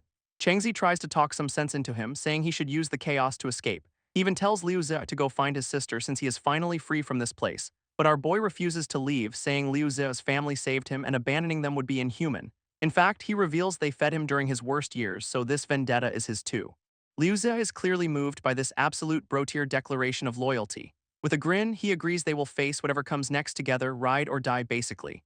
This two stand united while the crowd murmurs about how the gloomy kid somehow killed a level 8. Meanwhile, in the administrator's HQ, Liu Zi's dad is tied up and getting taunted. And the big bad is revealed, Administrator Fan Dahu, a level 10 with some shiny gold attributes of his own. Liu Zi's dad spits defiance, accusing the administrator of hurting his wife and son. This administrator just gives a villainous grin, blaming the guy's own actions for forcing his hand, total gaslighting. Administrator Fan Dahu lays out his twisted offer, just submit and they can have another son. His deal gets even slimier, demanding to borrow Liu Zi's mom for a few days. She spits defiance right back in his face, declaring she'd rather die than give in to him. Enraged, the villain shoves her to the ground. Furious she is rejecting his generosity, He then sneers that her death will not stop him from getting exactly what he wants anyway. Liu Zia's dad roars at the coward to fight him instead of taking it out on his wife. This just amuses Fan Dahu, who happily agrees to kill him first before moving on to her. Claiming he is kind-hearted, the administrator winds up a strike to end his suffering. What a guy. With a lunge, he unleashes a lethal attack, promising to make it quick and clean. His wife screams in absolute terror, watching the fatal blow fly towards her husband. This dad just grits his teeth, telling her not to cry as he braces for the end. But just then, the attack is deflected by a spinning, shield-like weapon out of nowhere. A wide shot reveals Changzi has arrived, his blade returning to his hand after the epic save. Standing beside Liu Zi, our boy announces he is here to take the administrator's life. Both parents are just stunned, staring in disbelief to see the two of them alive. Fan Dao just scoffs at the cavalry, dismissing them as nothing more than two little punks. His father is horrified, screaming at them to run away while they still have the chance. Ignoring the warning, Liu Zi activates his new skill, Butcher's Precision, for weak point detection. He takes aim with his slingshot, vowing death on anyone who dared to touch his family. One of the administrator's goons leaps down, mocking him for thinking a word attribute makes him a threat. Liu Zi's attack was a smoke bomb, creating a massive diversion in the room. Administrator Fan Dahu immediately clocks it as a feint, not falling for the cheap trick. He barks at his goons to ignore the distraction and keep the parents locked down. But out of the smoke, a voice declares that the goon's opponent has arrived. And it is Changzi, his eye glowing red as he announces he is the one to fight. Our boy comes crashing down with his blade, aiming to take this first guy out fast. Meanwhile, Fan Dahu decides the best strategy is to just kill Changzi to crush the rebellion. With a disgusting smirk, he challenges Changzi to a fight, clearly underestimating him. Suddenly, a hooded enforcer intercepts, telling Changzi he is not worthy of fighting the boss. This new guy is fast, forcing Changzi to backflip away from a lightning-quick strike. Changzi realizes this dude is even faster than Zhao Zhiji, meaning he is the administrator's top dog. And we get a name, Jiang Kun, the settlement's #1 enforcer with a mind control attribute. Turns out he is the one behind all the beatdowns and disappearances in the settlement, a real piece of work. This townsfolk even gave him the charming nickname Vicious Hound for his brutality. His glowing purple eye promises a world of hurt, living up to his reputation. Back in the fight, their blades clash with incredible force, sending sparks flying everywhere. Jiang Kun is genuinely shocked that someone could block his attack, demanding to know who Changzi is. Changzi just coldly informs him that he will soon be joining Zhao Zhiji in the afterlife. This enforcer puts it together, calling him the scum who supposedly sold his sister for the awakening stone. With a lunge, he mocks Changzi for not telling everyone the stone was a gift. What a shame. Changzi, absolutely done with this guy's trash talk, ignites his blade with every buff he has got. This enforcer meets the flaming strike head-on, creating a massive explosion of force. Jiang Kun just sneers, asking if he is mad because the truth about his sister hurts. What a tool. But our boy does not even flinch, unleashing a furious whirlwind of fire and steel. This actually shocks the enforcer, who realizes his psychological warfare completely failed. In fact, with Changzi's buffs active, Jiang Kun admits he is struggling to keep up with the pace. He decides this kid is way too dangerous and has to be eliminated right here, right now. So he activates his own gold attribute, creating 2 shadow clones to make it a 3-on-1 fight. Surrounded by the enforcer and his avatars, Changzi is now facing some seriously bad odds. Jiang Kun's strategy is to play it safe, using his clones to test Changzi's limits before going for the kill. While Changzi holds them off, Liu Zi manages to free his dad and the other captured rebels. He yells for his friend to hang in there, promising they are on their way to back him up. I, however, shouts back for them to go after the administrator instead, insisting he has got this handled. This enforcer just smirks, revealing he knew this was all a diversion and he is not falling for it. A sudden dread hits Changzi as he realizes the villain's plan is already in motion. And sure enough, Liu Zi and all the rescued prisoners suddenly collapse, having been poisoned. Our boy is not surprised though, confirming he suspected they'd pull a dirty trick like this. Administrator Fan Dahu finally makes his grand entrance, mocking them for thinking he'd be so easily fooled. He explains that sending Zhao Zhiji to the dungeon was all a test to gauge Changzi's power. With the trap sprung, he tells Jiang Kun to call off the clones so he can have a little chat with our hero. Administrator Fan Dahu gives some condescending praise, sizing up the kid who just wrecked his plans. He then dangles a promotion, offering Zhao Zhiji's old job if Changzi just ditches his friends. What a deal. This villain explains this was supposed to be a fair fight with the rebels before our boy showed up to ruin the party. All the while, the poisoned prisoners are writhing on the ground, completely helpless. Liu Zi holds his father, realizing they have become a massive burden on his one healthy friend. Against the looming shadow of the administrator, Changzi looks hopelessly outmatched. Liu Zi knows that if Changzi fights for them, he is just signing his own death warrant. Even his dad tells him to let it go, insisting this is the Liu family's mess, not Changzi's. With a heavy heart, Liu Zi seems to accept his father's words, knowing what he has to do. He screams at Changzi to drop his weapon and run, begging him not to die with them. But our boy does not even budge, declaring that Liu Zi is his brother now and forever. Liu Zi is just broken, pleading with him to save himself and his most precious weapon. Fan Dahu just smirks, thinking he has figured the kid out, a survivor who knows when to be a good little dog. Changzi immediately shuts that down, roaring that the administrator is talking absolute nonsense. He declares that betraying his family and benefactors is something he'd never do. His sister raised him better. With a surge of power, he vows that if he can just kill all of these guys, then everyone he cares about can survive this nightmare. Liu Zhe can only watch in stunned silence as his friend makes this insane, heroic stand. This administrator's face twists into a grin, deciding if the kid's an idiot, he will just kill them all. And Jiang Kun eagerly volunteers for the job, promising to bring back Chengzi's head as a souvenir. Jiang Kun lunges forward, promising this time he will definitely kill Chengzi, real original my guy. Our boy just smirks back, revealing he has the exact same plan and activates a new 30% strength buff. Their blades meet in a massive shockwave of power, shaking the entire room. With his new strength, Chengzi easily weaves through the Enforcer and his two shadow clones. This top dog is completely floored, wondering how the kid's power suddenly tripled and is now overpowering him. This villain tries to puzzle it out, realizing the fire blade was a feint and this strength boost is the real attribute. Accusing Chengzi of playing dirty, he watches one of his clones get sliced in half, whoops. Chengzi vaults over the remaining clones as Jiang Kun admits that even with numbers, he is totally outmatched. This new attribute is a game changer, but our boy knows he still needs a strategy to handle all these goons. Seeing him in midair, the administrator's lackeys call for archers to turn him into a pincushion. One of the goons takes aim with a crossbow, looking way too happy about this whole situation. A whole volley of arrows comes flying at Chengzi, who is completely exposed in the air. He manages to deflect a few, but notes these guys are well-trained and physically enhanced, not your average mooks. Trapped in the air, Chengzi knows he cannot dodge or block all the incoming projectiles. This archers cheer that they have hit him, yelling to aim for his head and eyes classy. He is still trying to find a landing spot, but the arrows are right on his tail. For a second, he thinks about throwing his sword, but that would leave him wide open for Jiang Kun's attack. But then a grin spreads across his face as he recognizes some friendly fire on the way. It is Liu Zhe. His bro is back on his feet, firing off his slingshot and telling Chengzi to handle the main boss. And just in time, Liu Zhe's shot creates a massive ice wall, blocking the arrows and saving the day. Liu Zhe lobs another smoke bomb, but this one's got a nasty surprise. It stings like hell. One of the goons cries that it is lime powder, so Jiang Kun orders the archers to target Liu Zhe first.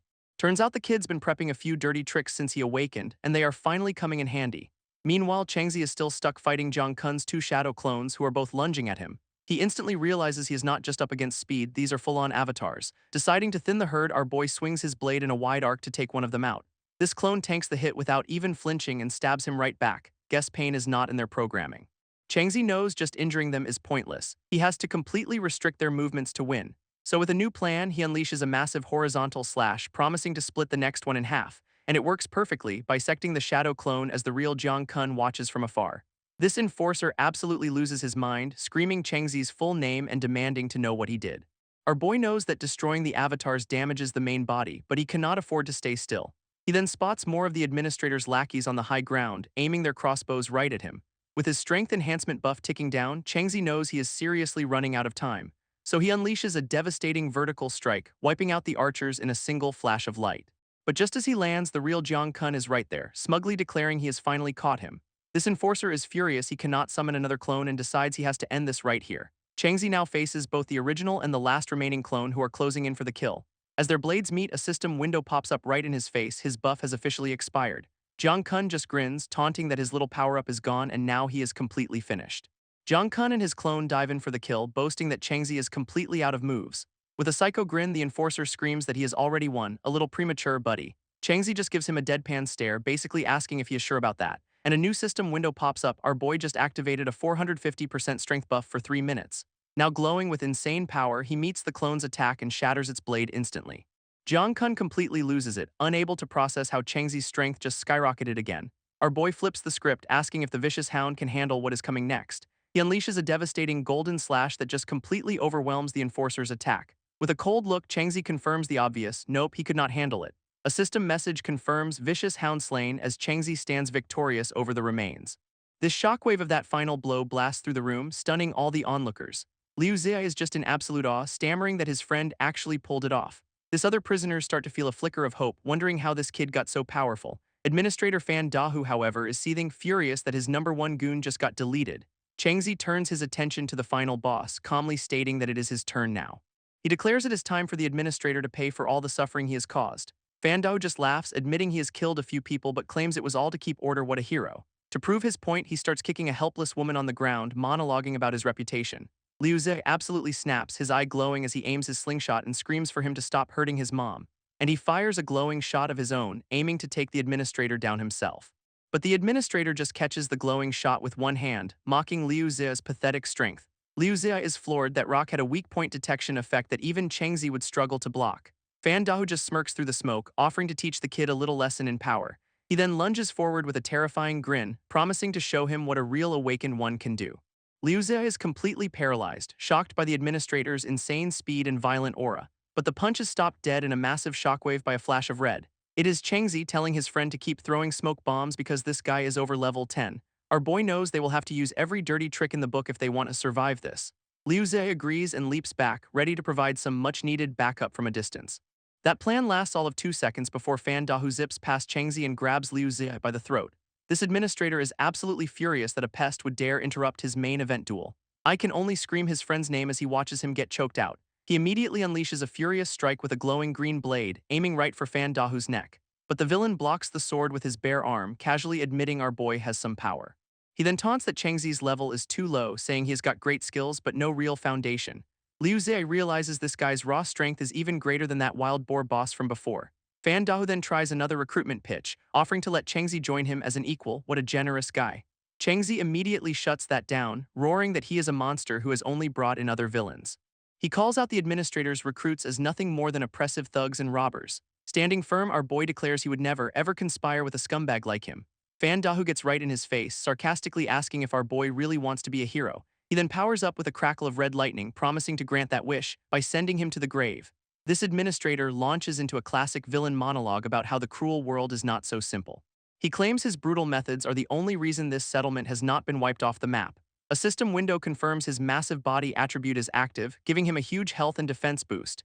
Chengzi notes this is the guy's first attribute, while his own flame enchantment is still roaring. This villain calls his oppression a fair trade, genuinely confused why anyone would resent him for it, the nerve. He then scoffs at the idea that everyone is a good-hearted fool like Liu Zi's father. And we flash back to a young boy finding his own father covered in bandages after another fight. This younger dad flexes, calling his wounds medals and bragging about being the settlement's hero. But another memory shows that same hero getting overwhelmed as his family screams for him in the rain. Back in the present, Fan Dahu reveals that was Asterisk his father, snarling that only an idiot dies for wastes. All that twisted logic fuels his lunge as he brings his lightning-charged fist down on Chengzi. He screams that what he hates most in the world are self-righteous people just like our boy. With a completely unhinged grin, he asks one last time if Chengzi wants to be a hero, before telling him to go be one in the underworld as Chengzi prepares to meet the attack. Their powers clash in a massive shockwave, blasting fire and lightning across the room. Chengzi realizes the administrator's buff is purely defensive, so he decides to reset his own skills for a new approach. He activates Refresh Once, a handy little skill that instantly resets all his attribute cooldowns, and immediately pops a new 300% strength buff, letting Fan Dahu know he is not the only one with powers. Fan Dahu is completely stunned, wondering how this kid can possibly get even stronger.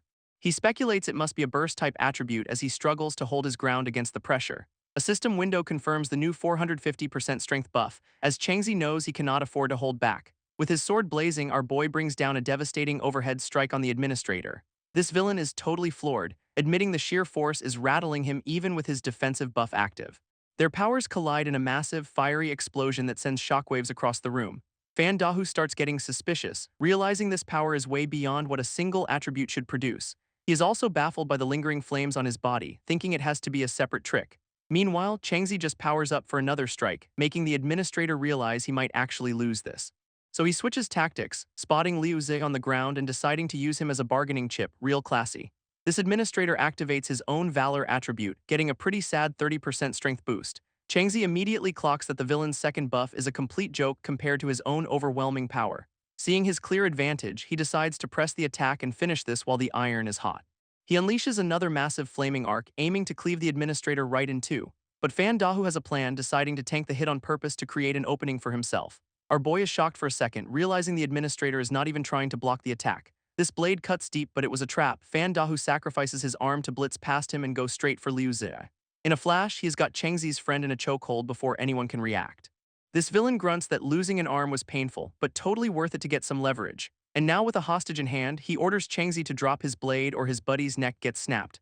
I is absolutely livid, calling out Fan Dahu for resorting to such a scummy hostage tactic. This administrator just grins, demanding he drop the blade or Liu Zia's neck gets snapped. Classic villain logic.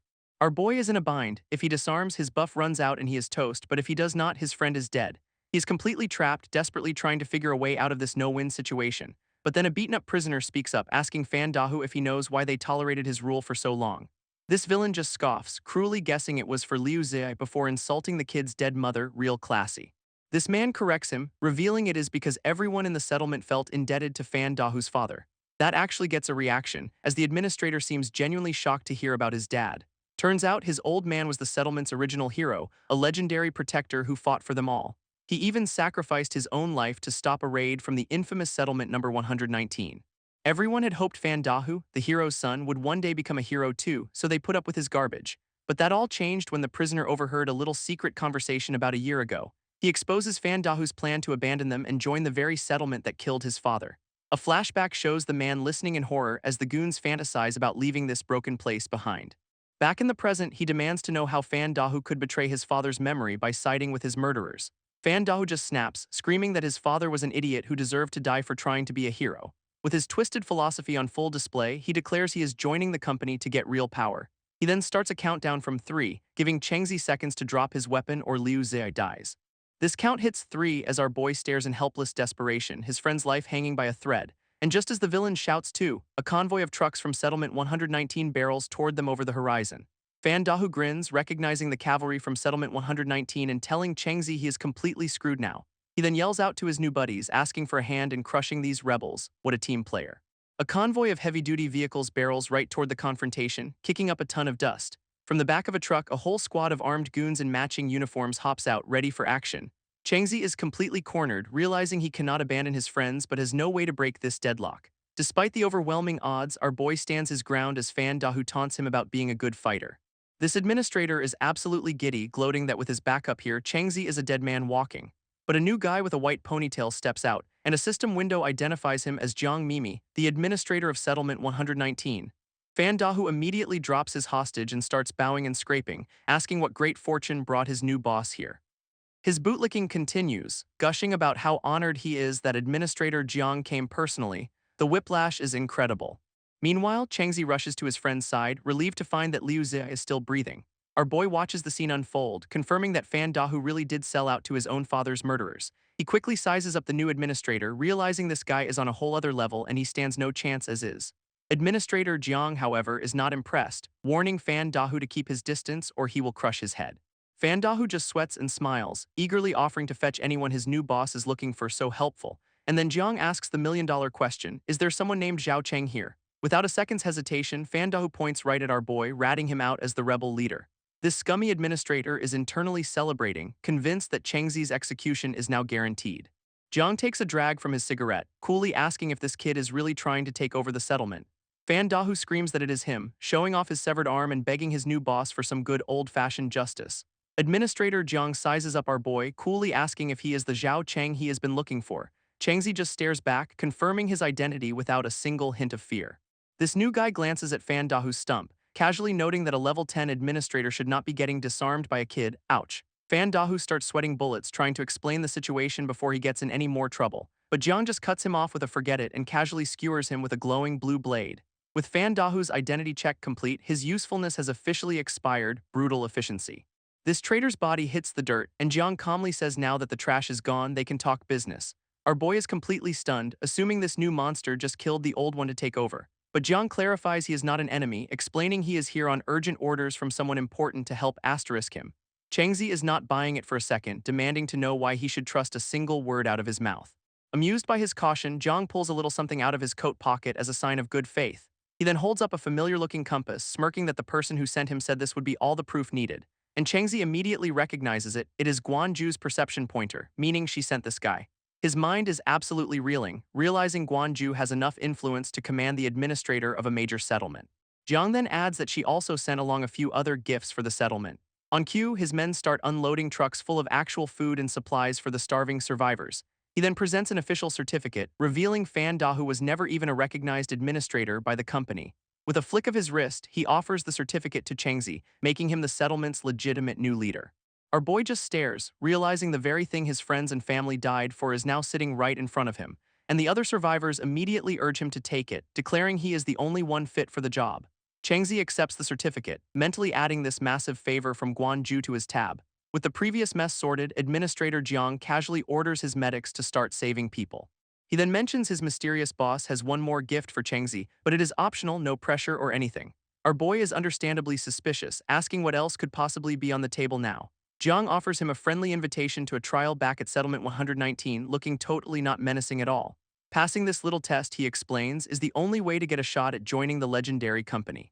We get a quick history lesson showing a map of the wasteland world from ages ago. Turns out the entire eastern continent is run by the Brahma Company, and joining is basically a ticket to paradise. This company provides everything from food and safety to attribute awakenings, all from their giant Lotus Tower HQ. It is the home of the world's greatest heroes, a place where the truly powerful gather.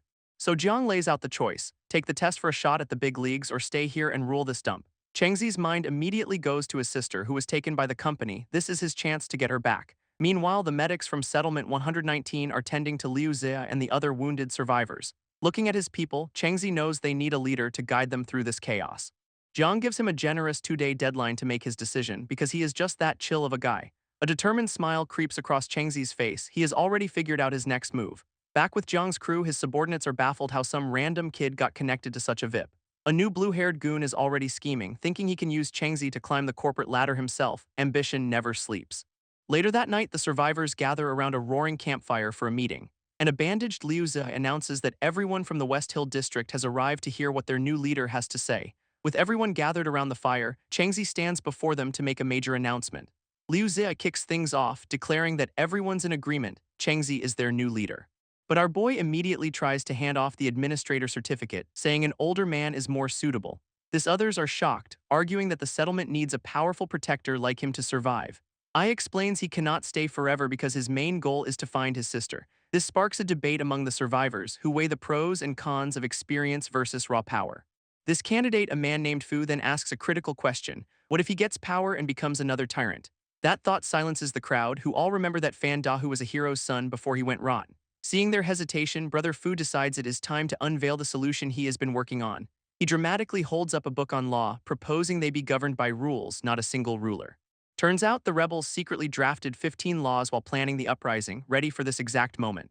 This people are totally into this, realizing a system of laws would be way more reliable than any one boss. Even Liu Zia is impressed, admitting that Brother Fu's brain is working way better than his own, a low bar but still. Convinced the settlement is in good hands, Chengzi quietly leaves the administrator certificate on a crate. With that burden lifted, he can finally set off on his personal quest to find his sister. He walks toward the Settlement 119 trucks, ready to face the next chapter of his journey all alone. Or not, because Liu Zia pops up out of nowhere, calling him out for trying to ghost his own friends. His best bud insists he cannot go solo, worrying he is too naive and will get scammed immediately. A rare, genuine smile appears on Chengzi's face, touched by his friend's loyalty. But Liu Zia clarifies this is not a send-off. He is coming with him because no hero gets to be a big shot without backup. Chengzi gives his buddy the side-eye, asking if his parents actually signed off on this little adventure. Liu Zia just puffs out his chest, admitting he totally snuck out but left a note: the Runaways Classic Starter Pack. Plus, he has got a girl to impress, vowing to come back and marry her once he is a big-shot hero. Our boy just tells him to head back before everyone starts worrying, but Liu Zia keeps on following. Suddenly, his friend grabs his cape, stopping him dead in his tracks for a very serious talk. Liu Zia gets all poetic, quoting some ancient text about a legendary bird soaring on the wind. He says Ai is that legendary bird, but he is not content to just watch from the ground anymore. In a burst of passion, he declares that he refuses to be a nobody in this huge, crazy world. With fire in his eyes, Liu Zia proclaims that his friend's journey has inspired him to aim higher too. Chengzi turns back, a little surprised but also seeing the genuine determination in his friend's face. As they head for the trucks, Liu Zia jokes that Chengzi will be the one crying when things get tough, a friendly bet. From inside a truck, Administrator Jiang watches the two friends, lighting a cigarette with a knowing look. He smirks, ominously declaring that the wind is about to rise, because villains love their weather metaphors. And with that, the convoy rolls out, heading towards Settlement 119 under the massive full moon. Inside, that purple-haired schemer from earlier starts sweet-talking them, saying how much the boss values them both. He is internally monologuing, thinking Liu Zia's attachments to home make him a weak link in the chain. Trying to change the subject, the goon decides to ask Chengzi a question to distract him. He turns to our boy with a smarmy grin, asking if he can pick his brain for a second. Chengzi cuts right to the chase, asking if Administrator Jiang murdered the administrator of Settlement 2269. This goon immediately starts sweating, forcing a laugh because that question definitely hit a little too close to home. Liu Zia is having a complete meltdown over Chengzi's social awkwardness, which is apparently a bigger threat than any monster. This purple-haired goon actually gives a straight answer, saying Jiang is not a killer and the old admin was offed years ago. He explains that unlike the last guy, Jiang focuses on internal development, making him a pretty popular boss. In fact, everyone apparently loves the current administrator. What a glowing performance review from his subordinate. And Changzi's big takeaway from all this is that you just have to kill the boss to become the boss, a flawless interpretation. Both the goon and Liu Zhe look absolutely dead inside, realizing our boy completely missed the entire point. But then Changzi's demeanor shifts, sensing the telltale stench of mutated beasts on the wind. On the cliffs above, a pack of shadowy creatures watches the convoy drive right into their ambush zone. They are revealed to be massive mutated wolves with glowing red eyes, looking hungry and very, very angry. Changzi calmly corrects everyone, they are just mutated dogs because actual wolves would not be this stupid. As the dogs start swarming the trucks, Liu Ze panics while our boy just watches the chaos unfold. This goon just smirks, telling them not to worry because Administrator Jiang is way stronger than they think. In the lead vehicle, Jiang casually tells his subordinate to cover his ears, like he is about to do something loud. He takes a deep breath, preparing to unleash whatever insane power he has been keeping under wraps. A massive spectral tiger head made of pure energy materializes, letting out a silent roar. With a shout, he activates his Beast King's Roar, a gold-tier word attribute that looks absolutely terrifying. A single sonic blast erupts from the convoy, sending every single mutated dog flying in an instant. Changzi is floored by the raw power, recognizing it as a rare and powerful word attribute ability. Liu Zia is also struggling against the shockwave, realizing this administrator is on a whole other level. And the purple-haired goon is just loving it, cheering on his boss's casual display of absolute overkill. With the dog problem solved, the purple-haired goon smugly remarks on his boss's efficient pest control. But a red-haired deputy, Bai Rong, immediately scolds Jiang for the flashy display, reminding him Changzi is a VIP's guest. Jiang just lounges in his seat, sarcastically asking if the pretty boy is going to tattle on him. He is internally fuming, hating that he had to work his way up while this kid gets to take shortcuts. Bai Rong tells him to knock it off, warning him to behave in public, no matter what he does in private. Unfazed, Jiang is confident that as long as he is useful, the higher-ups will overlook his minor personality defects. This convoy finally rolls into Settlement 119, a proper walled town bustling with activity. As they drive through the gates, guards salute their administrator's return with practiced efficiency.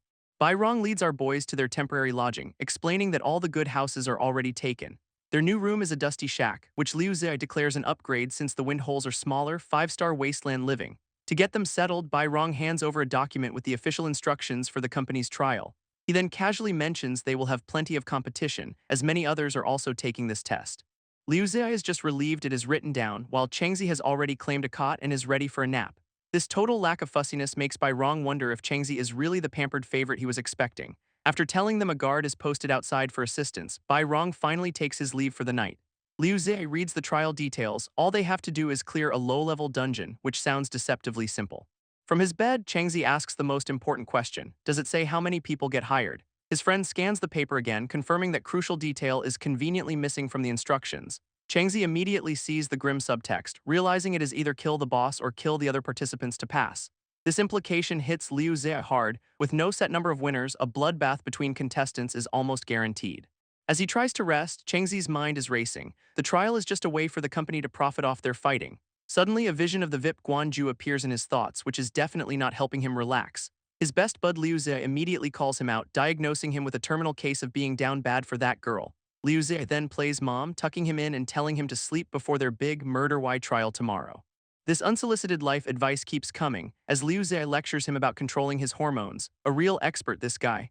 Then he gets all pensive, realizing that girl and Changzi are from two completely different worlds. Having had enough of the commentary, Changzi just grumbles for him to shut up and go to sleep.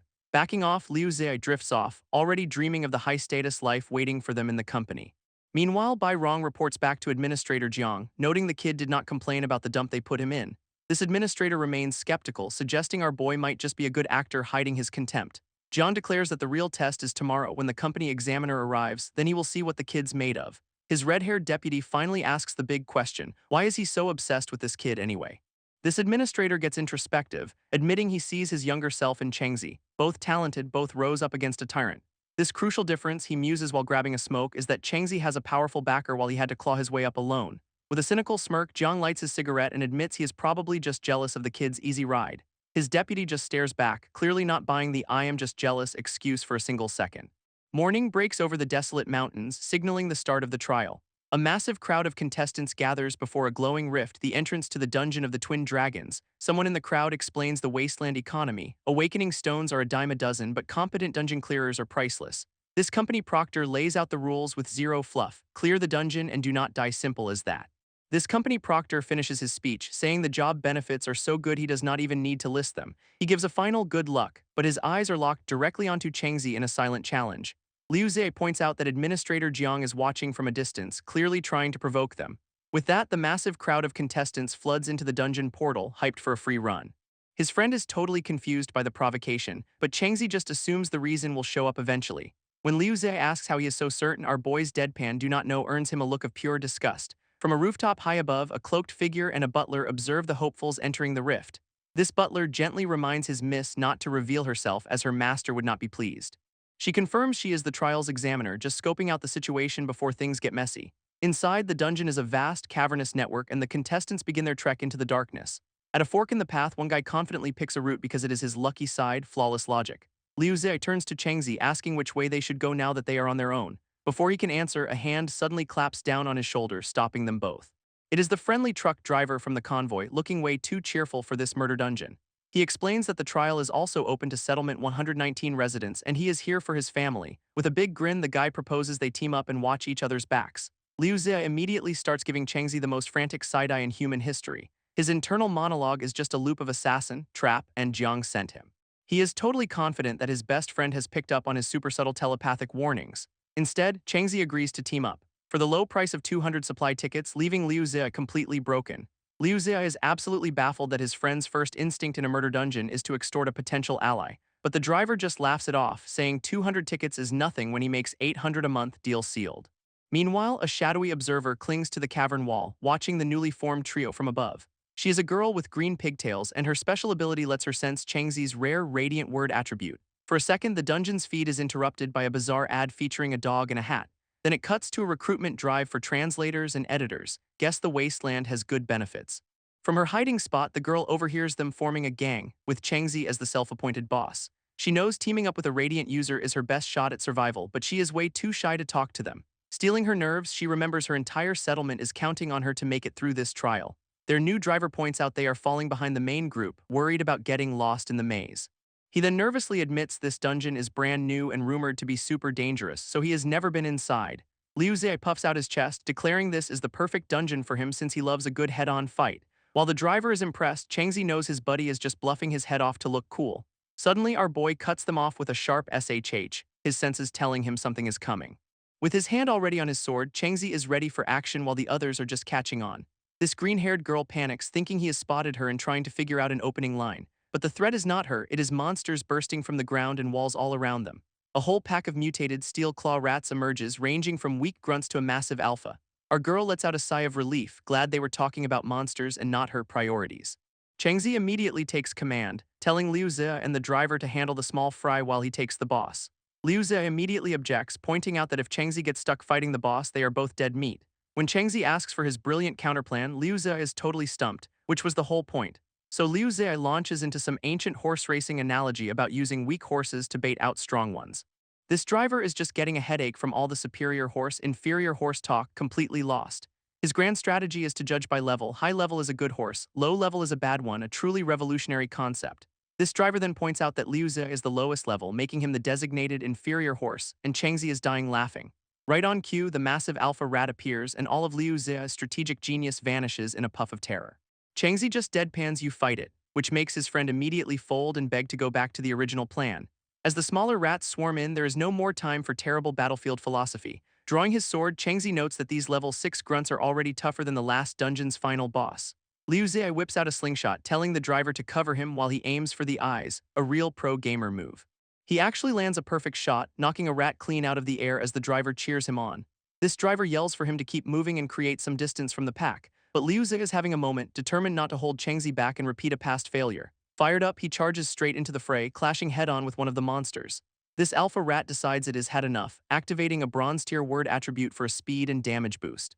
Changzi is completely stunned. A monster using a word attribute is basically unheard of. Now glowing with power, the alpha rat lets out a roar, its claws crackling with energy. In response, I activates his own flame enchantment, his sword bursting into fire. It is on now. He meets the monster's charge head-on, his flaming sword clashing against its empowered claws in a shower of sparks.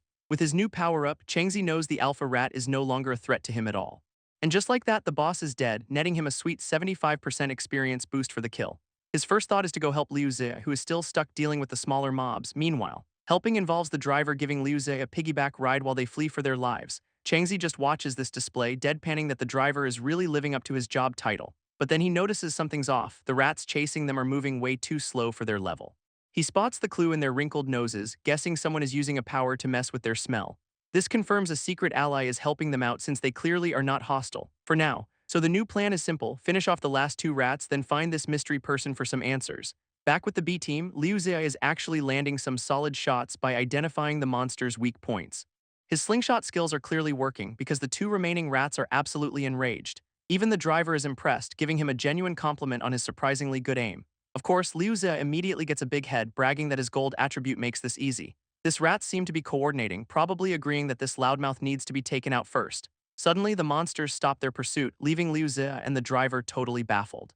They quickly see why the rats are burrowing straight into the cavern floor. Liu Zia realizes their plan instantly, shouting that they are about to get ambushed from underground. His new teammate is a bit slower on the uptake, just looking around completely lost. So Liu Zia grabs him, screaming that they need to run before the sneak attack hits. But it is way too late. A monster bursts from the ground right in front of them, blocking their escape.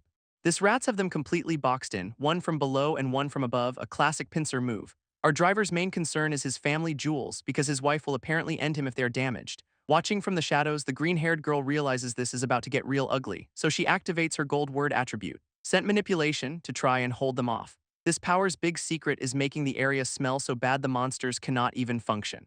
Seeing his opening, Changzi immediately shouts for his team to seize the moment. With a single fiery slash, he carves right through both of the remaining monsters. He gets the kill notification but notes these low-level mobs are not getting him anywhere near leveling up. This driver is now weeping with gratitude, while Liu Zia roasts him for having zero backbone. Speaking of progress, Liu Zia gets a surprise level up, hitting a solid level 5. While his buddy celebrates, Changzi calls out their mysterious benefactor, telling them to come on out. Both Liu Zia and the driver are completely lost, having no idea who he is talking to, and right on cue, the green-haired girl steps out of the darkness, admitting he has caught her. Liu Zia immediately tries to save face, pretending he knew about her all along, a master of deception, this one. This driver instantly calls him on his bluff, pointing out he was just as confused a second ago. Changzi just smiles, telling the girl not to worry since she is clearly not an enemy. He formally thanks her for the assist, putting them in her debt for the save. His two clueless companions are still trying to process what just happened, asking when she helped. Changzi explains how she slowed the rats down, saving them from getting hurt, all while she gets super flustered. Finally, the driver connects the dots, realizing this girl is the sole reason his family jewels are still intact. Changzi gives her a polite brush-off, promising to help her if their paths ever cross again. With that, the trio turns to leave, Liu Zia already grabbing the driver as they wave a quick farewell. But the girl Hua Xiaoman knows this is a golden opportunity she absolutely cannot afford to miss. Stealing her nerves, she blurts out a desperate plea, asking if she can please join them. Liu Zia immediately starts whispering to the driver, joking that Changzi is a natural chick magnet. Our boy, however, is laser-focused on the mission, knowing the boss ahead is a serious death trap. She explains that she is not afraid to die because her entire settlement is waiting for her to bring back food. For her, failing them would be a punishment far more painful than just dying in a dungeon. In a final, desperate move, she bows deeply, begging them to let her come along. And Changzi just shuts her down with a stone-cold sorry no, absolutely savage. His two companions are completely stunned, with Liu Zia wondering how his plan went so wrong. Heartbroken, the girl asks him to at least explain why he is rejecting her. He lays out his reasons. He cannot guarantee her safety, she'd attract too much attention, and he even suggests a safer contact for help. She is shocked, asking if that is the real reason and not just because he thinks she is too weak. Changzi then casually throws his own team under the bus, saying she is definitely stronger than his two companions. While Liu Zia is absolutely fuming at the diss, the driver just accepts it, admitting they are indeed ridiculously weak. Understanding his logic, she thanks him for being honest and walks away into the darkness. Liu Zia immediately starts teasing him, saying he must be devoted to that rich young lady to turn down a good girl. As he walks on, Changzi tosses a rare compliment back, telling Liu Zia that he is not weak. And just like that, his friend's ego is fully restored, smugly replying that he already knew that. This driver watches them, thinking their bond is the real deal, just like the loyalty his own boss inspires. He is still hung up on the teasing, seriously wondering if Changzi is just some rich girl's boy toy. Liu Zia finally asks the question on his mind: why in the world did Changzi let the driver join them? And Changzi drops a bomb, revealing the driver was actually planted by that rich lady Jiang Mimi. He explains that sending a trusted confidant means she is taking their mission very seriously. Liu Zia is still trying to process this, wondering what her real angle could possibly be. Lost in thought, he promptly trips over something on the ground. Real graceful, buddy. This thing he tripped over turns out to be a dead body, and it is not a pretty sight. Their driver completely panics, recognizing her as a powerful level 9 from his settlement. He theorizes that the monsters in this dungeon must be way more dangerous than anyone thought, but Changzi inspects the body, noting the fatal wound was clearly made by a human weapon. Looking up, they see it is not just one body but a whole pile of them, a total massacre. This driver is horrified, realizing an entire team was wiped out, including their level 10 member. Changzi figures they were ambushed by other humans right after fighting off monsters. He then deduces the killers were their own allies from Settlement 119, exposing some serious internal conflict. This revelation leaves the driver absolutely speechless, the betrayal sinking in hard. Suddenly, a massive, glowing drill starts tearing through the cavern's ceiling right above them. A monstrous horned rat bursts through, a level 10 elite that probably killed the last group. This beast continues to emerge from the rock, its drill-like tail spinning as it hisses menacingly. With no time to think, Changzi shoves the driver out of the way, screaming for him to dodge. Changzi immediately clocks this thing's power. It is as strong as the last dungeon's final boss, and it is just an elite. And of course, someone's hiding in the shadows, just watching the whole show unfold. Yep, two new goons are planning to let them fight it out, then kill the survivors for an easy win. Back to the action, the drill-tailed monstrosity is fully out, and it looks absolutely furious.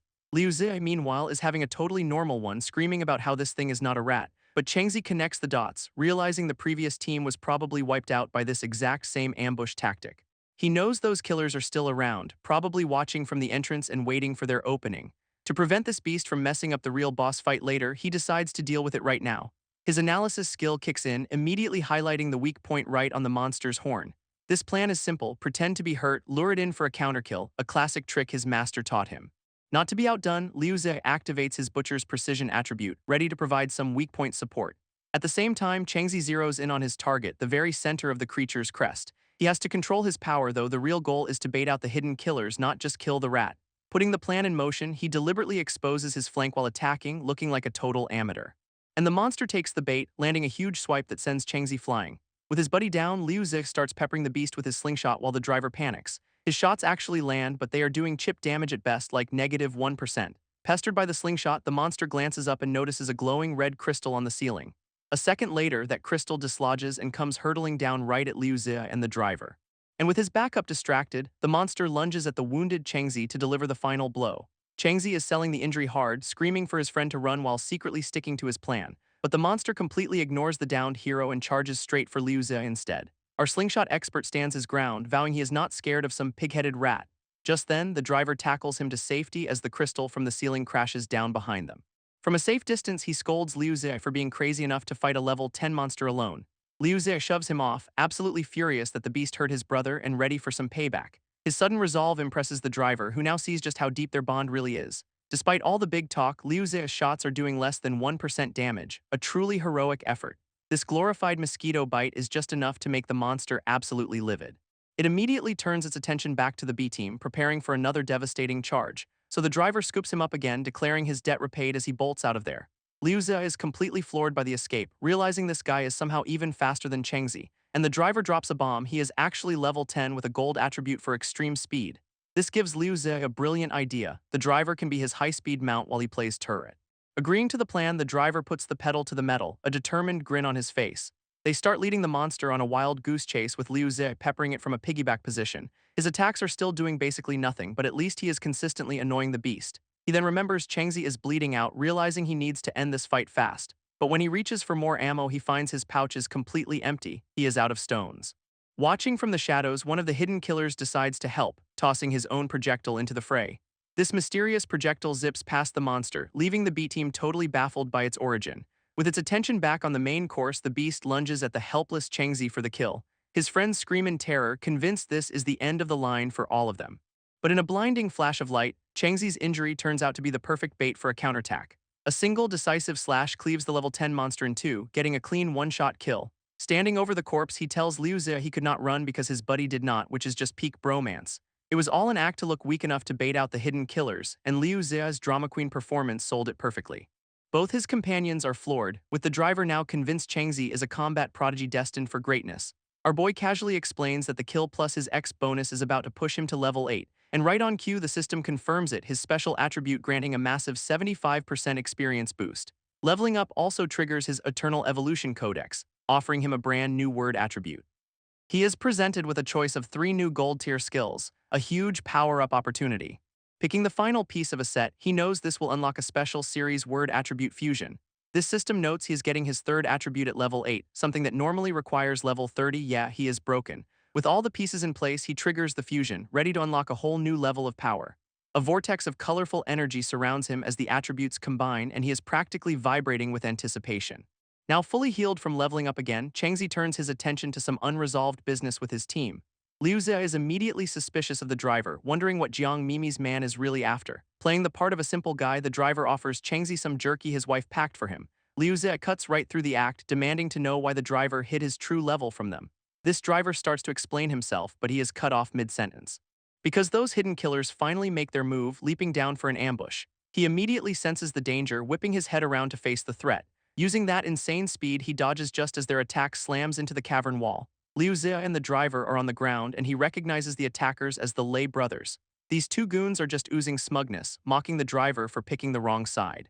A quick stat check reveals they are both level 10 deputy administrators, so big shots. Absolutely furious, the driver calls them out for betraying their own settlement and murdering their comrades. Liu Zhe, meanwhile, is just trying to figure out if this is a friendly reunion or a murder party. This driver clarifies they are not on Jiang Mimi's team at all, they work for a rival named Hailey. And of course, Liu Zhe has no clue who this Hailey guy is, asking for the Sparnotes version. Turns out Hailey is Jiang Mimi's main political rival, a warmonger who is basically her polar opposite. Changzi immediately puts it together. Hailey is probably the one who is secretly working with Fan Dahu. This makes it personal, since Hailey is responsible for all the suffering back at Settlement 239. One of the brothers just laughs it off, telling them dead men do not get to talk trash. Changzi cuts in, telling everyone to save the political drama for later and just focus on not dying. To make things worse, one of the goons activates a spider silk attribute, sealing the cave entrance. This is bad news for the driver, whose entire fighting style depends on that speed advantage he just lost. With their escape route cut off, the brothers move in for the kill, offering some truly terrible career advice. In a last-ditch move, the driver shoves Liu Zhe behind him, ready to take the full force of the attack. But before the attack can land, Changzi swoops in from above, deflecting the blow meant for the driver. This driver, Zhang Dahua, tells his little brother to run while he holds them off, totally ready to die a hero. Thinking of his family, he charges forward with a glowing dagger, determined to prove he is not a coward. His desperate lunge is effortlessly blocked by the brothers, who promise to kill his family right after him, real classy. Except Changzi is already there, launching his own sneak attack and calling them out for their audacity. This brothers are shocked by his power, realizing his strength is way beyond the dungeon's supposed level 10 limit. One of them scoffs, asking why he is getting involved in their settlement's business when he is so badly injured. Our boy is just chilling on a rock, still selling the whole "I am at death's door" act from the monster fight. These geniuses decide to just wait for him to bleed out, planning to take his head once he is too weak peak efficiency. But Changzi stands up, calmly stating the driver is his friend and he does not like people dying in front of him. This hits the driver right in the feels, who is now convinced Changzi is a legendary talent and not some boy toy. This goon just tells him to mind his own business, offering him a chance to leave with his lackey. Changzi just calls Liu Zhe over, who happily agrees, ready to throw down as a team. With the lines drawn, the brothers decide they will just have to kill these two first before dealing with the driver. One of them powers up his spider silk, declaring they have chosen the path to hell and he is happy to send them there. Glowing blue energy whips around our heroes, trapping them as the brothers gloat about their inevitable victory. Before they fight, Changzi asks one last question, if they know a guy named Fan Dahu. They totally know him, calling him an idiot from another settlement that their boss Hailey sent them to meet. Changzi presses for details about the deal, with Liu Zhe looking completely lost, as usual. This goon explains Fan Dahu promised them rare supplies for an alliance, but then got himself killed and lost everything. Changzi flashes back to his people's suffering, realizing these guys are part of the same corrupt system. One of the brothers just smirks, saying all this trouble could have been avoided if they'd just surrendered earlier. He even offers to put in a good word with Fan Dahu for them, a truly generous offer from a murderer. Liu Zhe is absolutely done with the talk, powering up a shot and vowing revenge for his grandmother. This goon just bats the projectile away, mocking the stone thrower and focusing on the supposedly injured Changzi. With perfect calm, Changzi tells his buddy to start calling out weak points, ready for a team takedown. Liu Zhe's butcher's precision immediately activates, painting multiple bullseyes all over the two assassins. He helpfully screams out neck, heart, head. You know, the usual places you do not want to get stabbed. Changzi just declares he will hit all three at once and launches himself forward with blinding speed. This other brother panics, telling his partner to ignore the driver and kill the weaker guy first. But the big guy is too arrogant, telling the driver to shut up as he moves in for the kill himself. His partner can only watch in horror as the attack meant for the driver is suddenly intercepted, because Changzi is already there, slicing the goon's throat in a single fiery motion, one down. This surviving brother is completely stunned, screaming for his little brother who just got deleted. Changzi turns his ice-cold gaze on the last man standing, letting him know his turn is now. Desperate, the final goon unleashes his spider silk attribute to try and bind our boy. Glowing blue threads immediately wrap around Chengzi's arms, seemingly trapping him. But he just activates his own attribute, a bronze-tier flame enchantment, to counter the move. A cross-shaped burst of fire erupts from his body, instantly incinerating the silk restraints. Standing over the second corpse, Changzi casually notes that his opponent was much weaker than he imagined. Changzi breaks down his master plan. First, he played possum so they'd underestimate him, then he unleashed his new fusion power. This system shows his 3 gold attributes have combined into a single, absurdly powerful transcendent technology skill. While they are resting, Liu Zi starts roasting Changzi for looting the bodies, calling it a habit only idiots have. Our boy just offers to split the loot, even volunteering to strip the corpses for his buddy. That is true friendship right there. This driver immediately panics, insisting they do not wear the dead guy's clothes unless they want to be hunted down. I then pulls out a weird drill he found on the monster, mentioning the system gave him a special notification about it. His friends lean in, totally captivated and wondering if this thing is the key to some secret treasure, and the system confirms it is the Fierce Rat's drill, a key that opens the way to the dungeon's main treasury. Both of them are practically vibrating with excitement, realizing they have basically stumbled upon the final boss's loot box early.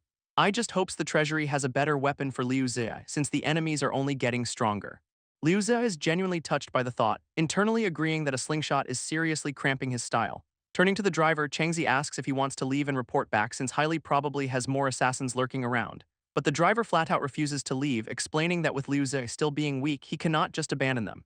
Liu Zi immediately takes offense, thinking he is being called useless to his face, and so Operation Mach Yezi begins. Changzi breaks up the argument by quoting some ancient proverb, basically telling Liu Zi to get over it so they can move. This just makes Liu Zi even more dramatic, vowing that one day he will repay this humiliation with a classic underdog speech. Changzi just deadpans, asking where the heck he is even learning all these proverbs from. Suddenly, Liu Zi's grandstanding comes to a halt as he spots something in the darkness ahead. This path forward is littered with corpses, revealing they have walked right into the aftermath of a total slaughter. Zhang Dayu clarifies these are not their people, but other adventurers who got here first and clearly did not make it out. Zhang Dayu deduces the Lei brothers were just an appetizer. The real killers have already swept through, leaving a trail of bodies. But thanks to his new transcendent technology skill, Changzi's hearing is now superpowered and he picks up sounds of a fight. He signals his team to be quiet, suggesting they check it out and maybe profit from the conflict. Peeking into the next cavern, they find a standoff, 2 guys and a woman in leopard print cornering a girl with pigtails. This girl with the goggles is desperately trying to defend herself with some kind of purple energy attack. But her opponent, the leopard print lady, just mocks her, telling her to hurry up and die so they can get back to business. Both Liu Zi and the driver recognize the girl, shocked she actually made it this deep into the dungeon all by herself. Her 2 male attackers lunge forward, shouting insults as they easily overwhelm her defenses. Totally out of stamina, she collapses, realizing she has failed her mission to bring back food for her people. In her final moments, she flashes back to Changzi, wishing she'd taken his advice and asked for help instead of going it alone. With no hope left, she braces for impact as the 2 thugs leap in for the finishing blow. But out of nowhere, a golden arc of energy intercepts them and Changzi sends both goons flying. He gives her a confident smirk, casually telling her to open her eyes because she is not dead yet. She stares up in total disbelief, stunned that he actually managed to find her all the way out here. Our boy tells her to step aside and let him handle it this time, and she quickly agrees. He sizes up the leopard print lady, noting she is completely unfazed by him taking out her 2 lackeys. She is ready for a real fight. She even gives him a little compliment, acknowledging that the little brother has some decent skills. Then she gets a little too friendly, licking her lips while making some kind of suggestive offer. Her word attribute activates, forming a glowing pink heart as she proposes they play some fun games. Yeah, not creepy at all. Pink energy immediately envelops Changzi, and the girl he just saved screams a warning that this woman can control minds. This mind control energy hits Liu Zi and the driver, and the system confirms they are officially puppets now. Leopard print lady is pissed, complaining that her 2 idiot minions ruined her stealthy approach by getting themselves killed. From the sidelines, the goggle girl puts it together. Those 2 guys were not even her real allies, just meat shields she was controlling. Changzi, completely unfazed by the pink fog, figures the solution is simple: just kill the caster. She just smirks, trying to stall by asking if he really wants to kill her without even knowing who she is. But our boy does not do monologues, launching himself forward in a fiery blur to test his theory. This lady panics, realizing he is a madman who does not care about hostages and is just focused on the kill. On cue, her new puppets, Liu Zi and the driver, start screaming and charge forward to protect their new master. Changzi just blows past them, declaring their mind-controlled speed is way too slow to stop him. With a blade to her throat, she immediately switches from threats to begging, promising he will regret it if he kills her. He gives her one word, speak, and it is not a friendly invitation for a chat. Her big offer is that she is from Settlement 119 and has a hot body, a truly compelling business proposal. She then threatens him with her boss's wrath, suggesting he should just follow her instead of dying. Changzi's reaction is pure unadulterated disappointment, basically asking, "That is your whole pitch?" She keeps trying, explaining her boss's people are ahead and they need to secure the company's slots for their settlement. Her final, desperate play is to offer him the esteemed position of husband, which is just a choice. Meanwhile, the goggle girl is having a crisis, hoping he does not fall for this fickle woman's obvious trap. Changzi cuts right to the chase, asking if her boss is the same guy they have been hearing about highly. She laughs that off, claiming her boss is so high-ranking that even Jiang Mimi has to call him Big Brother. He just says, "I understand," and she immediately assumes he has agreed to her married couple corporate espionage plan. Without a second thought, Changzi ends the conversation permanently with a fiery slash to the throat. This girl he just saved is horrified, asking why he'd kill her when she was trying to make a deal. He lays out his reasons with zero emotion. She tried to kill him, control him, and he is not joining her psycho club. As the mind control lifts, Liu Zi and the driver snap out of it, totally confused about why they were about to attack their friend. Our boy calmly explains she was a liability he had to eliminate before she could puppet them again, problem solved. But the driver is panicking, revealing she was the mistress of a settlement big shot, meaning they have now angered two of the three top dogs. Changzi just lists off the names, completely unfazed by the growing list of powerful people who want him dead. Zhang Dahyo confirms the three leaders run the settlement but cannot stand each other, each with their own schemes. His buddy puts it all together, two of the bosses are reckless, but Jiang Mimi is playing it cool because she knows Changzi is special. Liu Zi then tells him to just lean into the whole mysterious, powerful guy act, with Changzi looking completely lost. With the politics sorted, the driver warns that the path ahead is swarming with monsters, questioning if they should proceed. But Changzi is dead set on reaching the company, remembering his sister is waiting for him there. Hearing this, both Liu Zi and the driver immediately pledge to follow him, no questions asked. This goggle girl then asks to join, and Changzi agrees, telling her to stay back and provide support.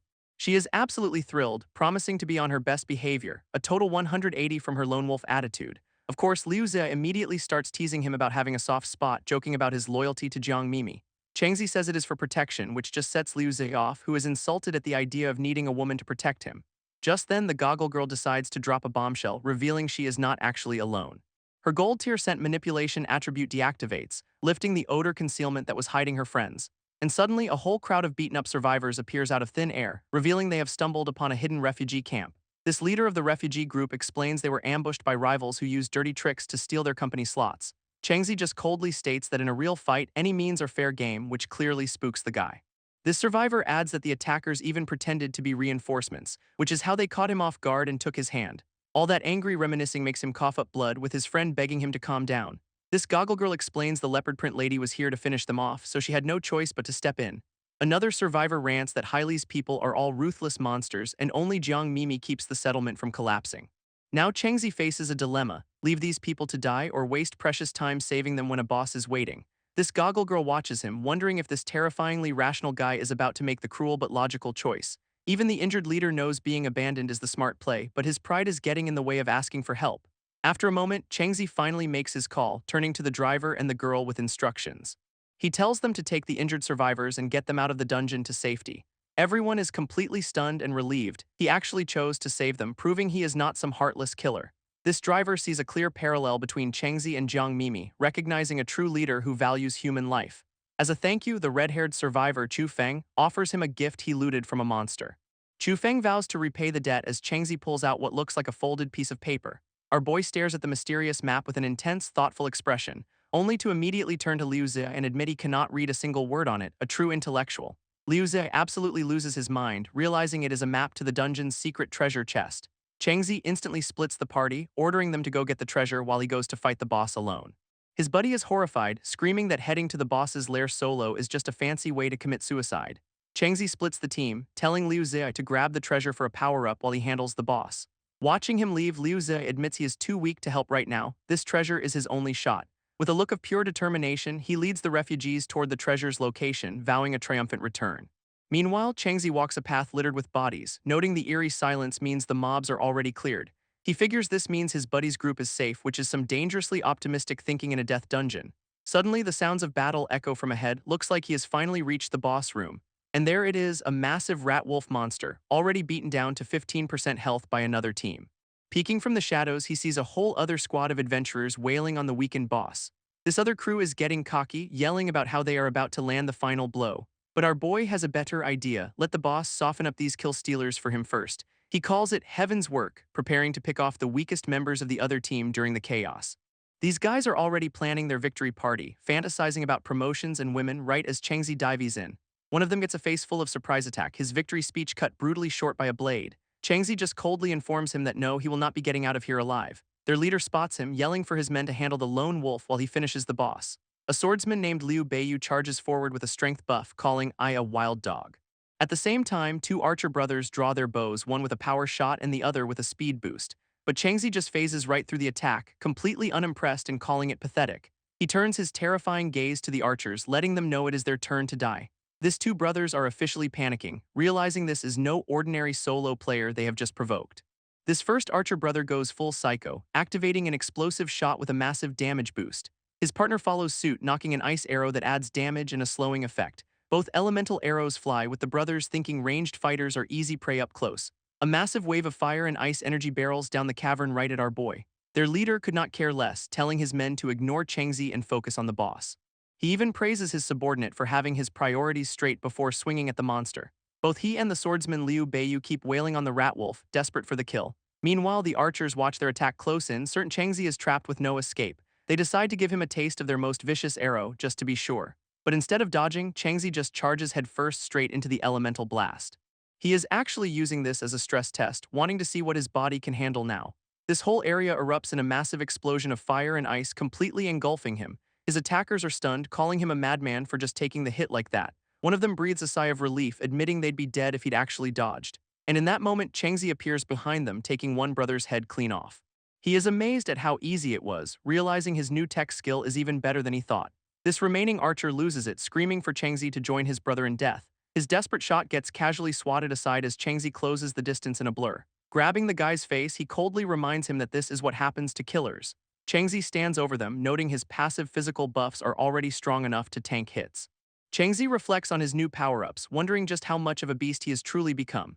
But he remembers a masked fighter from his past and knows he is still nowhere near the top of the food chain. For now, the mission is simple: kill the boss, secure the company slot, and find his sister. Meanwhile, the other team's leader and his pal are moving in for what they think is the final strike.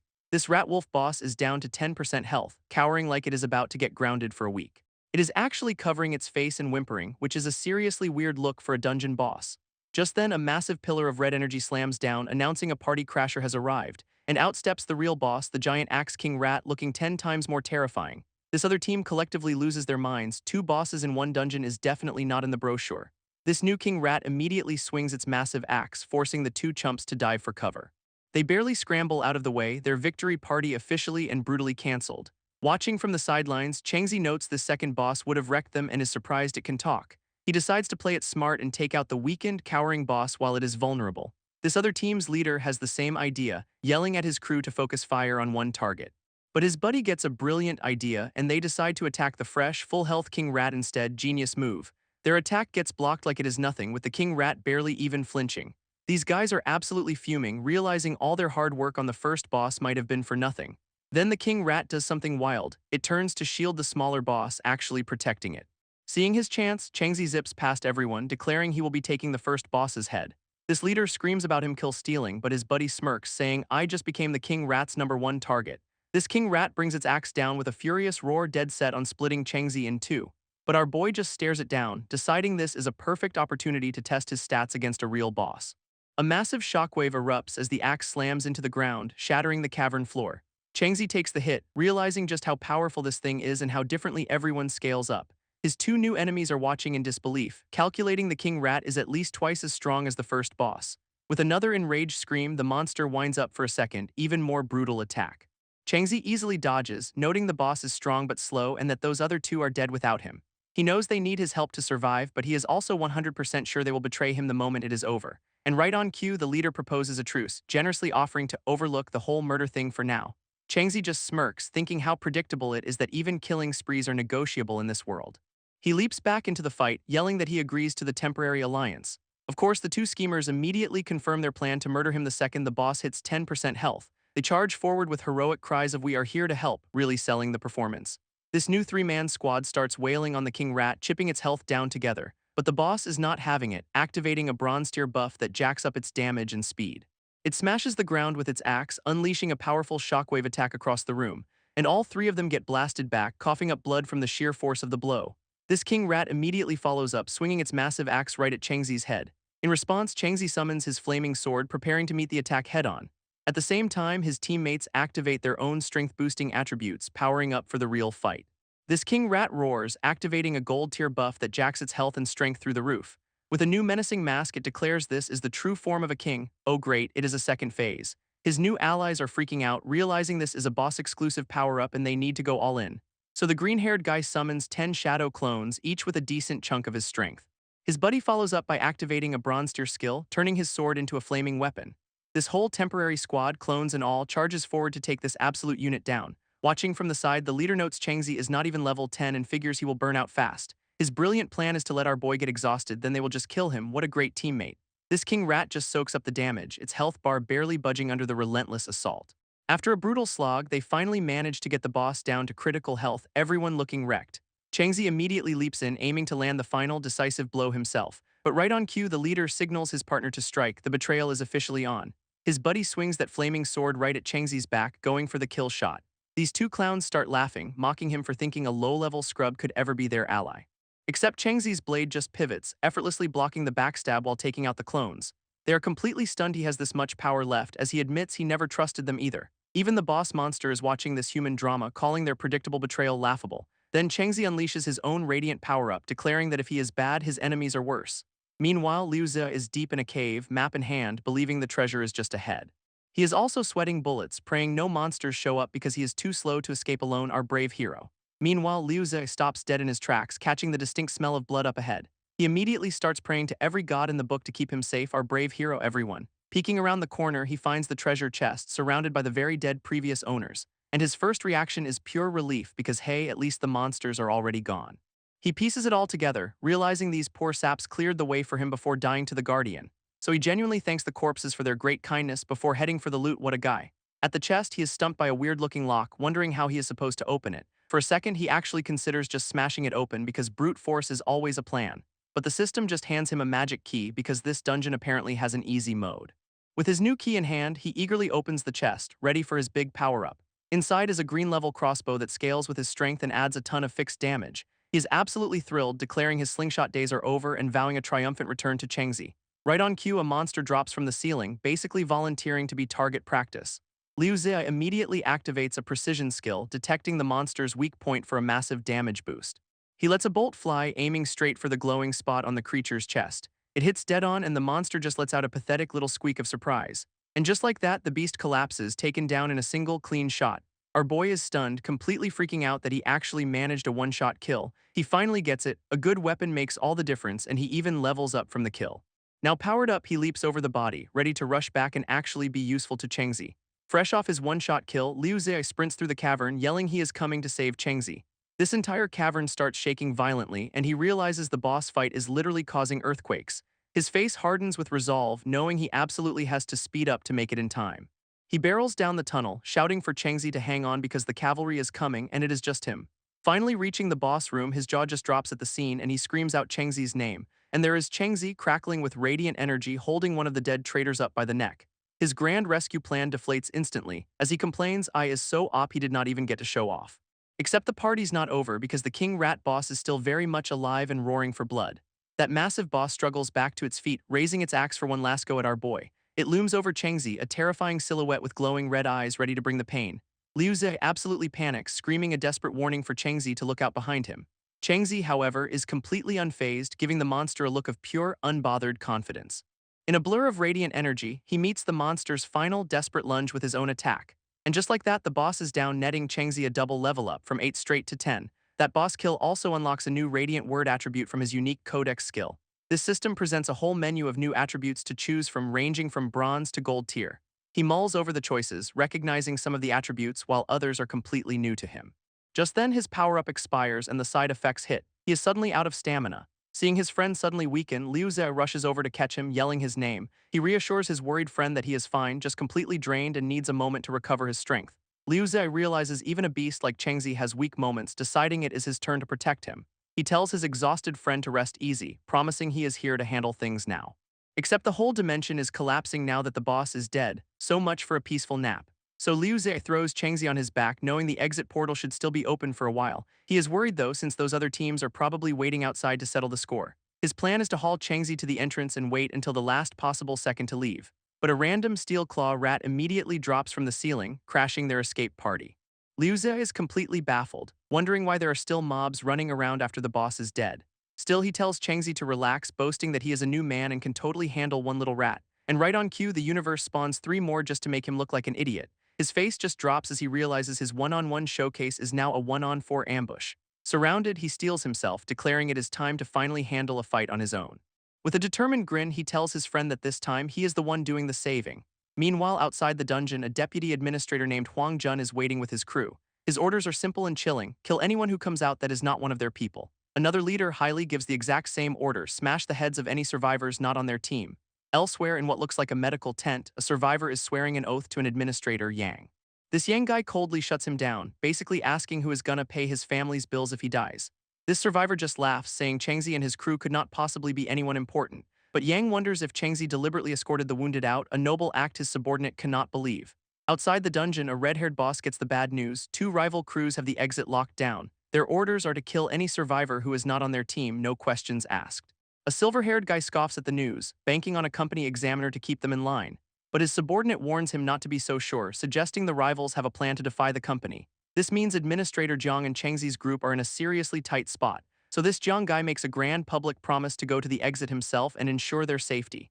His lackey immediately starts laying on the praise, calling his boss a man of his word. What a suck-up.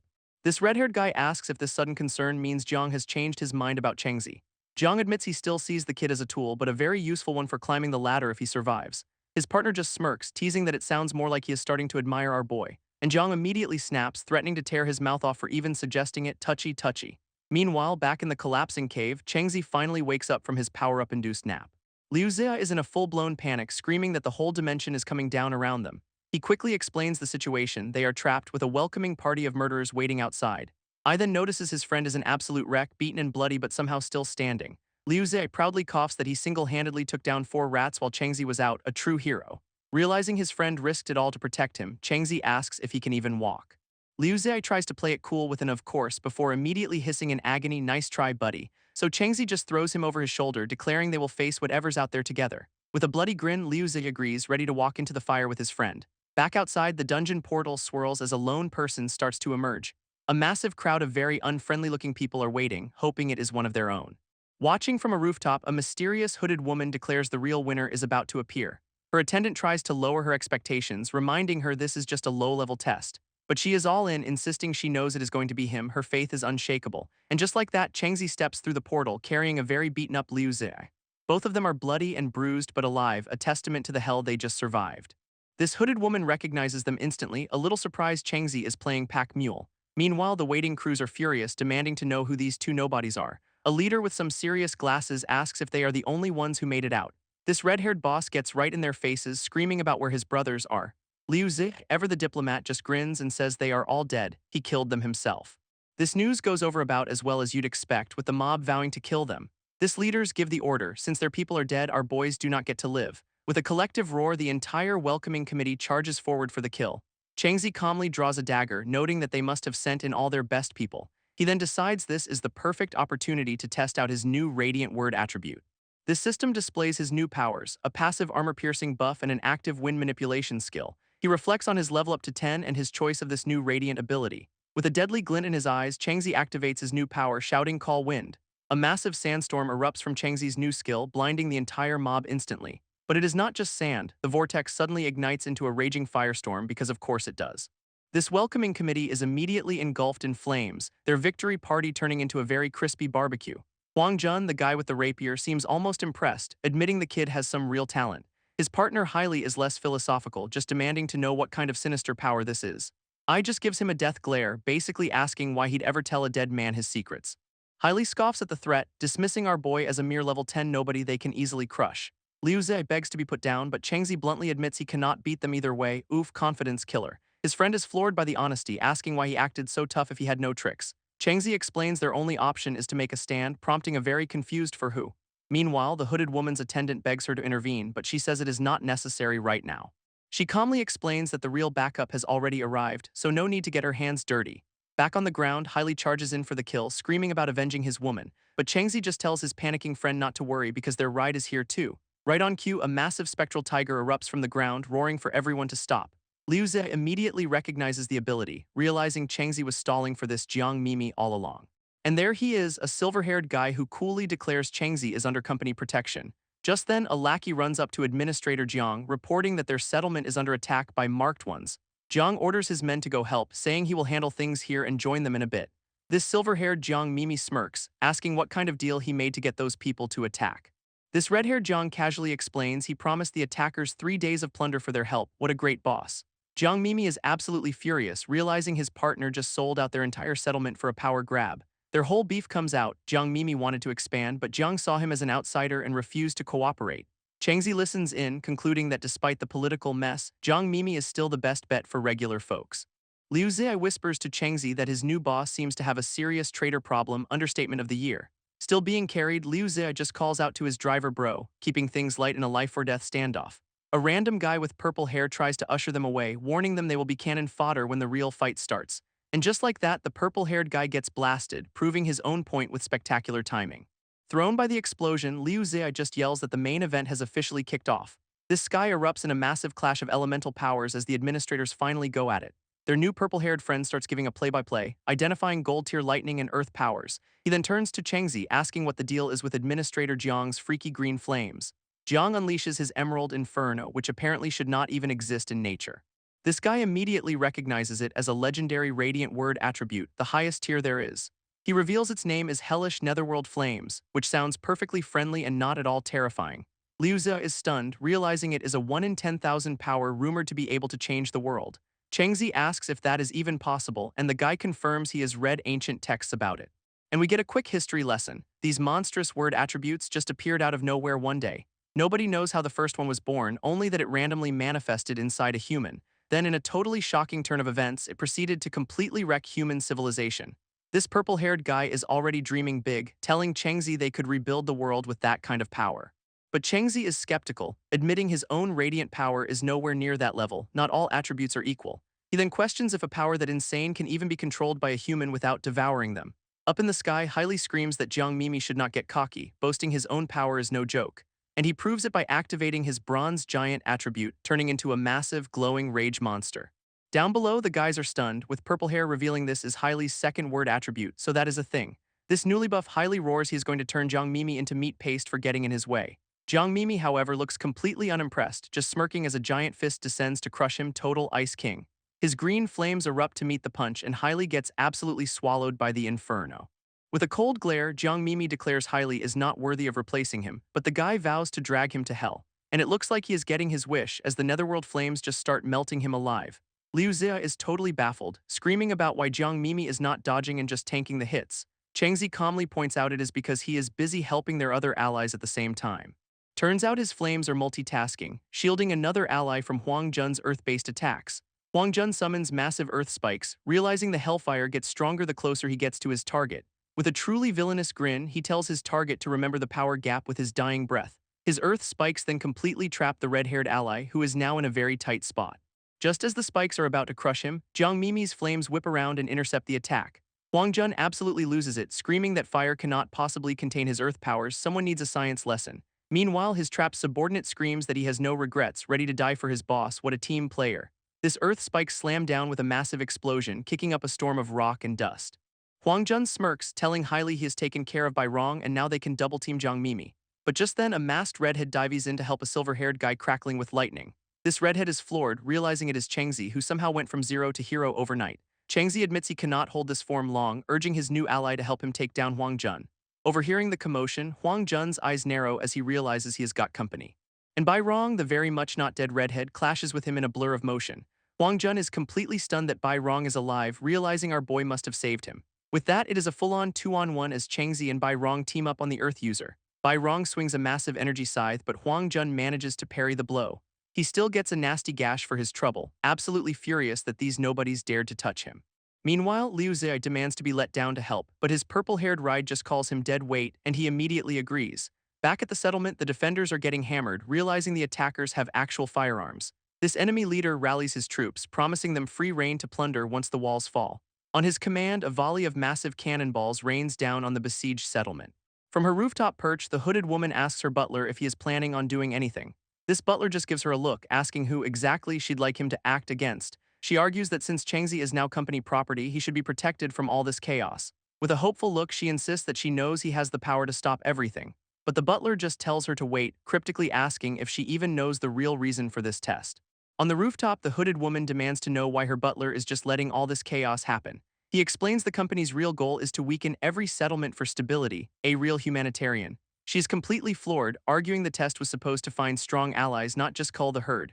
Her attendant just scoffs, saying the company is already powerful enough to save everyone if it wanted to. But if life was good, he asks, would anyone even need them anymore? Gotta love that corporate logic. This grim reality of their system starts to sink in, leaving her totally speechless and horrified. He concludes that letting everyone kill each other is the best way to maintain control. What a great guy. Still, she points out that while Changzi is busy fighting for his life, the settlement's gates are about to fall. Down below, innocent people are being slaughtered, and she refuses to just stand by and watch. So she plays her trump card, asking if her status as a Guan family heir is enough to order him to act. He confirms she can, but calmly warns it would violate the sacred rules of the 5 great families. She is caught between breaking the law and watching thousands of people die, no pressure or anything. Her butler then explains the whole power structure. The company rules, but 5 families pull the strings. These 5 leaders form a supreme council that dictates every single policy on the entire continent, and to keep their own power grabs in check, they created a set of supposedly unbreakable regulations. He lays out the consequences for her. Breaking Article 9 means losing resources and 30 days of house arrest. Losing money is bad, but house arrest is way worse. It means no access to dungeons to level up. This would put her family at a huge disadvantage against the other 4, a political death sentence. Just as she is weighing her options, the butler announces the settlement's gates have officially been breached, and the enemy commander gives the order with a psychotic grin, kill everyone and take everything. With the gates breached, the invaders immediately start a city-wide massacre just as promised. Absolute chaos erupts as terrified civilians are cut down while trying to flee for their lives. One of the attackers corners a woman, grinning while calling himself Uncle Tian, maximum creep factor achieved. This whole settlement descends into a violent free-for-all, with the invaders plundering everything in sight. From her perch, the hooded woman watches the slaughter, her face a mask of pure horror and rage. She has had enough, officially ordering her attendant to intervene and wipe out the invaders, rules be damned. Her butler just gives a calm, yes miss, like she asked him to fetch a cup of tea, not start a war. And with that, he leaps into the fray, a massive purple energy blade materializing in his hand. She watches him go, hoping he will eventually understand why she had to force his hand. This butler, meanwhile, worries her compassion will be her family's downfall, but an order is an order. He activates his own word attribute, fully embracing his duty as a Guan family death warrior. A massive purple lightning tornado suddenly rips through the sky, stunning the invaders on the ground. Floating in the eye of the storm, he announces that anyone who angers his boss gets 0 mercy. Back with Changzi's crew, Huang Jun is busy gloating that their attacks cannot even scratch his earth defenses. Bai Rong realizes Changzi is already injured and fading fast, worrying he is about to become dead weight. So he activates his own bronze tier attribute, deciding to create an opening for them himself. Huang Jun just laughs, revealing his own speed attribute is gold tier, which is just hilariously unfair. He then zips past Bai Rong's defenses like they are standing still, moving in for the final blow. Changzi knows he is outmatched, but sees a tiny opportunity if he can just capitalize on the distraction. That plan immediately goes south as Bai Rong gets skewered by earth spikes, leaving them completely screwed. With his body screaming, Changzi channels every last spark of lightning he has left for one final shot. Bai Rong yells out a weak point he has detected, telling Changzi to go for the left side, no time for questions. Trusting him completely, our boy blasts forward like a human missile, aiming for the opening. This purple-haired guy is just in awe of their teamwork, envying that kind of blind faith in a partner. Meanwhile, Bai Rong's soul is actively trying to leave his body, completely drained from forcing his power. Changzi goes full anime protagonist, stacking every single one of his attributes into a desperate, all-or-nothing strike. Huang Jun just laughs, seeing Bai Rong is spent, and moves in to finish him off with some earth spikes. Both fighters flash a psychotic grin, absolutely certain they are about to land the winning blow. Awkward. Their final attacks collide in a massive explosion of elemental energy, with Changzi screaming victory is his. Huang Jun is just stunned, unable to process that he is actually losing to this random kid. In a classic sore loser move, he lunges forward, vowing to drag Changzi down with him. Changzi just coolly shuts him down with an "in your dreams," ready to end this for good. Turns out he used a refresh ability to get one more shot, but now his body is completely tapped out. This power fades and he stumbles forward, barely able to stand after that all-or-nothing gamble. Bai Rong catches him just in time, thanking our boy for saving his life. The bromance is real. Just then, a hooded woman appears, shocked that Changzi, who she remembers as a measly level 7, just won. She is completely floored, wondering what kind of monster talent she's just stumbled upon. Bai Rong, ever the professional, apologizes to the Lord Examiner for not being able to bow properly. He then introduces Changzi as the winner of the exam they brought back from that backwater settlement. But Bai Rong worries that a high-ranking examiner like her has seen it all and will not be impressed by some rookie. This examiner tells Bai Rong to leave Changzi to her and go help out with the other fight. She greets our boy by name, which makes Bai Rong's brain short-circuit trying to figure out their connection. To his shock, she then just casually hoists the unconscious Changzi onto her back. Bai Rong's face goes full cartoon mode, absolutely losing his mind that she is carrying him. He starts wondering if Changzi is some big shot's secret lover, realizing Jiang Mimi totally misjudged the kid. Meanwhile, Jiang Mimi is ready for round 2 with Hailey, gloating that he is finally free to take his head. But Hailey is not done yet, roaring that the fight's not over as he charges in for another punch. Completely over the monologuing, Jiang Mimi unleashes a massive hellfire blast to shut him up for good. His green flames take the shape of a giant screaming skull, completely swallowing the rage monster. Subtlety is not his strong suit. And he just stands there lighting a cigarette like he just took out the trash, not a person. A new redhead runs up, telling Jiang Mimi they need to get to the gates now that Huang Jun is dead. He quickly corrects himself, saying someone else is handling the invasion, but he has fresh gossip about Chengzi. Jiang Mimi looks intrigued, asking what is so important about the kid. This guy confirms the rumor. The high-end mighty examiner really did carry Chengzi on her back. This gets Jiang Mimi thinking, no big shot would give that kind of special treatment to a nobody. His subordinate throws out the juiciest theory. Maybe he is some powerful guy's illegitimate son. Taking a drag from his cigarette, Jiang Mimi agrees that it is a very likely possibility. A sinister glint appears in his eye as he plots to use this connection by planting a seed in the kid's heart. This scene then shifts to a quiet, undamaged part of the settlement, a brief moment of peace. Inside, Changzi is tucked into bed, finally getting a chance to recover from nearly dying. I jolts awake, completely mummified in bandages and wondering where the hell he is. His buddy immediately shoves a bowl of mutant cassava porridge in his face, breakfast of champions apparently. Ignoring the 5-star meal, our boy just wants to know what settlement they have landed in. Turns out he's been out cold for 3 whole days in the examiner's private residence, which is a bit weird. Changzi figures it is the price for overusing his powers, while his friend just keeps pushing the porridge. Just then, the door slides open and a woman's voice announces his return to the land of the living. In walks the purple-haired woman from the rooftop, now unhooded and looking way too elegant for this dump. Our boy is completely stunned to see her there, demanding to know how she even got in. His friend, meanwhile, spots Changzi blushing and has a minor existential crisis about it. She introduces herself as the company's examiner, acting all relieved that he is finally conscious. A very flustered Changzi asks if she has really been waiting by his bedside this whole time. She just says it is her responsibility, which totally kills the romantic mood for his eavesdropping friend. With the formalities done, she hands over their new identity cards, making them official members of Brahma. They are confused about why there are 3 cards, but mostly just impressed by how fancy they look. This examiner explains only 2 of them qualified, so she is just giving them the spare one. She then presents the extra card to Changzi with a wink, calling it a personal favor. Sure. Playing it cool, he takes the cards and promises to repay her someday. His buddy is absolutely fuming with jealousy over their little moment, vowing to get his own girl. But the moment is cut short when her butler appears, reminding his miss that their schedule is tight. She looks a little annoyed by the interruption, sharing one last look with a very confused Changzi. Before leaving, the examiner says she has one last thing to give Changzi. She clarifies this is not from the company, but a personal gift from her. Oh, the plot thickens. It is a lucky charm stone she ties to his wrist, wishing him well on his new career path. With a final wave and a goodbye, she and her ever-present butler make their exit. Changzi just stares after her, feeling a weird reluctance that he cannot quite place. His buddy snaps him out of it, roasting him for just standing there like a lovesick puppy. This guy then hands over Changzi's new id card, which he'd apparently been holding this whole time. He keeps teasing, reminding our boy that the high-end mighty lady literally carried him back unconscious. That is when it clicks for Changzi. The examiner was the hooded woman watching his fight. Just then, Bai Rong and his crew walk in, asking if he has already met the big boss examiner. Looking down at the charm, Changzi quietly confirms that he has. 2 of the younger members burst into tears, relieved he is okay and revealing the girl never left his side. A rare soft moment for Changzi, who seems genuinely touched by their concern. His side-eye to the porridge-pushing friend reveals the guy conveniently left that part out. Now with everyone gathered, the room is a weird mix of confusion and tearful reunions. Bai Rong formally apologizes for being a total jerk before, thanking Changzi for saving his life. Our boy plays it cool, saying Bai Rong is a good guy and helping was the right thing to do. This response clearly catches Bai Rong off guard, who seems genuinely impressed by the kid's character. Laughing, he admits he totally misjudged him and tells his subordinate to bring over a gift. This redhead presents a box, explaining it as a thank you from the administrator and all of Settlement 119. Changzi looks at the gift, questioning if it is really from the entire settlement. Jiang Mimi, ever the instigator, says the bodyguard only stepped in because of his special status. Without that intervention, he adds, the whole place would have been wiped out, so yeah, he deserves it. Our boy just smirks, deciding to take the freebies first and ask questions later, a solid life philosophy. But wait, there is more. Jiang Mimi says someone else wants a word with him. Suddenly, a girl with green pigtails pops up, leaving our bandaged hero completely bewildered. She is a blushing, stuttering mess trying to get her words out to brother Changzi. Then she just blurts it out, asking to follow him for the rest of her life, 0 to 100 real quick. Two others start bawling, begging him for just a little support, making this whole thing super awkward. Jiang Mimi clarifies that she wants to follow him, not that he is adopting her entire village.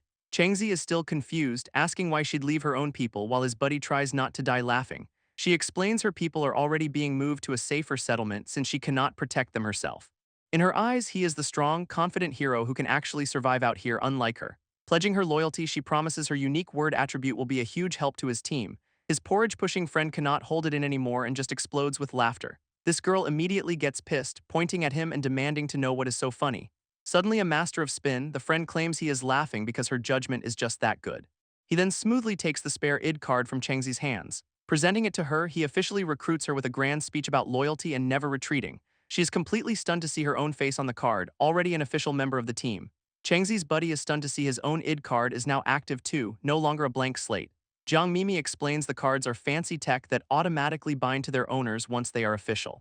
Peering out the window, he announces that their company-sponsored ride is here to pick them up. Their special transport is a carriage pulled by 3 mutated horses, which is apparently just standard issue. With their new lives ahead of them, the whole crew starts walking toward their new beginning. A new driver with a bowl cut tells them to get in, promising a full debrief on the way. This green pigtail girl is absolutely buzzing with excitement, while her new teammates just find it amusing. But before Changzi can leave, Jiang Mimi stops him for one last piece of cryptic advice. He warns our boy that the company is not some utopia and the world is far more complicated than he thinks. His final edgy point is that if Changzi wants change, he will have to be strong enough to make his own rules. Now inside the carriage, his friend asks why he has been so quiet since that little speech. Changzi is just focused on his main quest, finding his sister, which means he needs to get stronger fast. Their bowl-cut driver, sensing the mood, asks if he has any questions for him. He reveals they are all being assigned to External Affairs Squad 63 over in Settlement 725. This guy introduces himself as Luo Pingxi, an ordinary member whose nickname is Honest, sure. Changzi immediately roasts him, asking if a name like that means he gets bullied often. Luo Pingxi just says he is from a low class and that a promising rookie like Changzi will not be stuck with them for long. This gets our boy's gears turning, asking if making contributions is how you get promoted out of the squad. Luo Pingxi confirms it but adds that if you are a noble, you can just leave without lifting a finger. Seeing a clear path forward, Changzi starts scheming, realizing this is his chance to find his sister. Changzi cuts right to the chase, asking their new driver how to rack up enough points for promotion. Luo Pingxi offers him the truth or a lie, and our boy, ever the realist, asks for the unvarnished version. Turns out there are 2 paths to success: either crush the lower-class citizens or help the bosses exploit them. What a great company culture. He explains that Settlement 725 is a major producer of these blue crystals, which is why the locals are always rebelling. This system is visualized as a bunch of shadowy hands literally pressing down on the workers, and Changzi wants to know what these crystals are. More importantly, he asks what the hell the upper class even needs this stuff for. Their driver just scoffs, thinking a genius like Changzi could not possibly understand the plight of the common folk. With a dramatic snap of the reins, Luo Pingxi decides to just show them instead of telling them. Meanwhile, the rest of the team realizes their driver hates his job and they are headed for another disaster zone. Their carriage finally rolls up to the massive gates of Settlement 725, their new home sweet home. People at the gate greet Lord Luo, thanking him for bringing in more fresh blood for the grinder. Peeking out, the crew notes the place looks richer than their last stop, but everyone's faces are completely dead inside. Changzi's eyes lock onto something strange happening in the streets ahead. He sees a long, trudging line of people, each one carrying a massive, heavy-looking sack on their back. His teammates are shocked to see that all these laborers are awakened individuals with powers, yet they look completely exhausted. This camera focuses on their weary march, the sheer weight of their burdens practically radiating off the page. His buddy speculates the bags must be full of those blue crystals, wondering who could force such powerful people into this. But Changzi points out the most chilling detail: there are no guards, no whips, nothing forcing them to walk. This others are completely baffled, unable to grasp why anyone would voluntarily put themselves through such torture. With a grim look, Changzi explains that the force controlling them is just so powerful they have no other choice. Luo Pingxi announces they have arrived at the squad headquarters, his delivery mission nearly complete. And their new home is a ridiculously grand building with a giant glowing lotus floating above it. Subtlety is not in the budget. This new recruits are completely floored by the sheer scale of the place, especially the endless staircase. Their bowl-cut guide just tells them to follow along to meet the squad leader. But the friend immediately asks why they are sneaking around the side instead of using the main entrance. Just then, some guy with rooster-like hair appears, smugly explaining the front door is for elites only, not them. Luo Pingxi immediately senses trouble, realizing this young master is here to be an absolute pain. Changzi's buddy, however, is practically giddy, recognizing the classic arrogant young master trope from stories. Seeing Changzi is also amused, the friend decides it is time to unleash his inner troll. He innocently asks if this rooster brother is some kind of big shot around here. This spiky-haired guy is instantly triggered, demanding to know who he is calling a rooster. Our boy's friend doubles down, saying with a crest that big he is either a rooster or a hen that lays eggs. That is the last straw. Rooster boy grabs him by the collar, absolutely fuming. Playing it cool, the friend then asks why such an important person is also using the side entrance. He keeps pushing, pointing out the obvious hypocrisy of the situation with a smug grin. This final blow, maybe Rooster Boy is just another country bumpkin like them, which sends him over the edge. With a roar, the guy throws a punch straight at the friend's face, ready to flatten him. But Changzi's hand shoots out, catching the fist just inches from its target. He calmly advises against starting a fight, his grip so strong the rooster guy is completely stunned. Changzi finishes with a cold warning, start something here and you will regret it for the rest of your life. Completely outmatched, Rooster Boy storms off screaming that this is not over, a classic villain exit. Luo Pingxi quickly tries to move things along, reminding them the squad leader is still waiting. This spiky-haired punk is still seething as he leaves, vowing to make them pay for the disrespect. His bodyguard then offers to just make the new guys disappear, which is not at all ominous. Now inside, a sweating Luo Pingxi nervously reports to the squad leader that the new recruits have arrived. Their new boss could not care less, ordering them straight to the Blue Crystal Mines to suppress another riot. With a terrified yes, Luo Pingxi quickly tells everyone to clear a path for the big man. As the captain walks by, Changzi's friend notes his power is impressive but still pales in comparison to Jiang Mimi's. Luo Pingxi introduces him as Captain Jiang Zhenshin, a level 27 powerhouse second only to the settlement's administrator. This gets the friend thinking, if the captain is only level 27, how strong is the top dog? Their guide whispers that the administrator is a terrifying level 30 powerhouse. Seeing how shaken he is, the crew asks why he is so scared just mentioning the name. He frantically explains that no one is allowed to talk about the administrator ever. A sinister aura visualizes his warning. One wrong word and your employee's status means absolutely nothing. This team realizes this place is run by another ruthless tyrant where even speaking is a risk.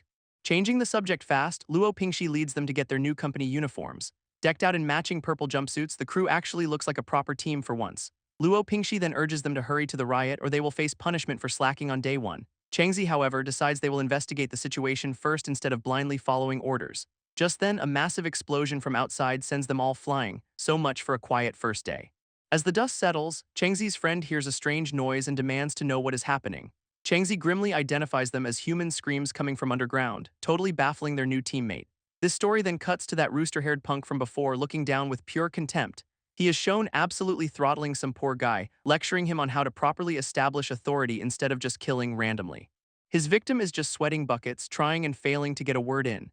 This guy Sima Yan clarifies his goal is not just murder, it is climbing the corporate ladder, a much nobler pursuit. Posing like a superstar, he proudly announces he is here to bring honor to the Sima family name. His terrified lackey even corrects someone, insisting he be addressed as young Master Yan, because of course he does.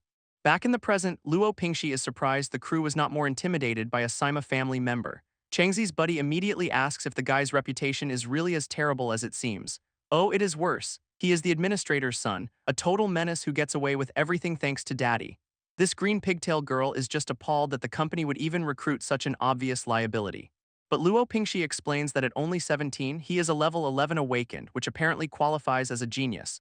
This sends the other two into a fit of giggles, comparing their own stats and wondering if they are geniuses too. Then they both freeze, a single glorious thought striking them at the exact same time. They immediately turn to Changzi, hyping him up as the genius among geniuses while he looks completely dead inside. Their little fan club meeting is cut short by a new, even more intimidating guy ordering them to move. Changzi's friend is already over it, wondering who this rude old man thinks he is. Luo Pingxi snaps to attention, calling him squad leader, only to be told to take his people and get lost. He quickly warns the team that a serious criminal is imprisoned down there and they need to leave for the riot now. Changzi's already piecing it together, wondering why a serious criminal would be held at their own squad headquarters. They arrive at the riot scene, which is just a line of exhausted workers being forced into a dungeon portal. A woman desperately pleads with the others, screaming that the monsters inside are getting stronger and it is a suicide mission. Her friend agrees, begging for a rest after 10 straight days of work, all while a blindfolded supervisor watches. This supervisor's response is to grab the woman, shouting that if she will not work, she can just die right now. Completely defeated, she tells her friend she is going in, essentially accepting her fate. But the supervisor clarifies his offer by raising a knife, ready to just execute her on the spot. Suddenly, a projectile smacks his wrist, stopping the blade just inches from her neck. It is Changzi's buddy with his slingshot, demanding to know what the hell these thugs think they are doing. This guy, the deputy squad leader, immediately accuses them of trying to start a rebellion against the company. Luo Pingxi frantically tries to explain they are the new recruits sent to help suppress the riot, not join it. This deputy leader is not having it, grabbing Luo Pingxi by the collar with pure menace. He then just decks poor Luo Pingxi right in the face, blaming him for bringing in such a rowdy crew. Their green pigtail teammate is furious, demanding to know what gives him the right to just assault people. Another goon steps up asking his boss for permission to educate the new girl for her disrespect. This deputy leader gives him the green light, ordering him to use force and show her who is in charge here. With a truly punchable grin, the thug activates his valor attribute, ready for a fight. Changzi's friend aims his slingshot, but Changzi stops him, calmly saying she can handle this herself. Turns out she's got a scent control ability, and from the look on her face, this guy is about to have a very bad day. He is immediately hit by a wave of her power, recoiling in disgust from a smell so foul it stops him cold. This goon immediately regrets his life choices as she comes flying in for a kick, and she absolutely plants him into the ground, a one-woman demolition crew. Her name's Hua Xiaoman, and she'd like to make it very clear she is not a damsel in distress. This reveal has her teammates stunned, realizing she is a solo combat monster who is even stronger than their other friend. Furious at this display, the deputy leader turns his rage on poor Luo Pingxi for bringing them here. He then just smacks the guy across the face because middle management always takes the heat. While the first goon begs for his life, the deputy leader decides to make an example of someone else. A second thug powers up a headshot strike, ready to put one of the new guys down for good. His attack unleashes a massive blast of energy, totally engulfing the area, but when the smoke clears, Changzi is standing there, having blocked the entire thing without breaking a sweat. Luo Pingxi can only stare in disbelief, realizing just who he has brought into the squad. Stepping forward, Changzi takes full responsibility, telling the deputy leader to bring the fight to him. This deputy leader is absolutely livid, thinking this arrogant rookie needs a serious lesson in company hierarchy. So he activates his own power, transforming into a giant, angry lizard man, a classic management tactic. Changzi just tells his crew to back off, ready to handle the fallout himself. This lizard boss mocks his level 13 status, completely unaware he has picked a fight with the main character. A dramatic splash page hits, reminding us this is a story about becoming a god in the apocalypse, not HR disputes. Unimpressed, Changzi calls the transformation slow and the power-up pathetic, which is just savage. This enraged lizard man charges, only to be met by a casual energy blast from our boy. Meanwhile, the workers he saved are panicking, realizing their hero is facing a level 17 monster because of them. Hua Xiaoman gives a quick SHHH, telling her friend to just let Changzi handle this. He gets it, explaining their boy will definitely speak up if he actually needs any help. With a confident wink, he assures her that Changzi is just playing around with the lizard boss. Luo Pingxi, meanwhile, is having a complete meltdown, insisting they should have just endured the abuse. She calls out his cowardly logic but also admits that recklessly starting fights usually ends in disaster. But the friend just smirks, asking if they seriously think this crew rolled in without any powerful backing. Suddenly, Luo Pingxi has a massive realization, a lightbulb moment of pure, unadulterated hope. He remembers seeing a huge Guan family convoy right where he picked up the new recruits. Connecting the dots, he figures they must be direct descendants, which makes them basically untouchable. This guy immediately sees his ticket to the top, deciding to ride their coattails all the way to a promotion. Hua Xiaoman whispers to her friend if this is true, and he just invents a story about Changzi being the Guan family's future son-in-law. Back in the fight, Changzi effortlessly dodges the lizard boss, taunting him about whether he really wants a direct fight.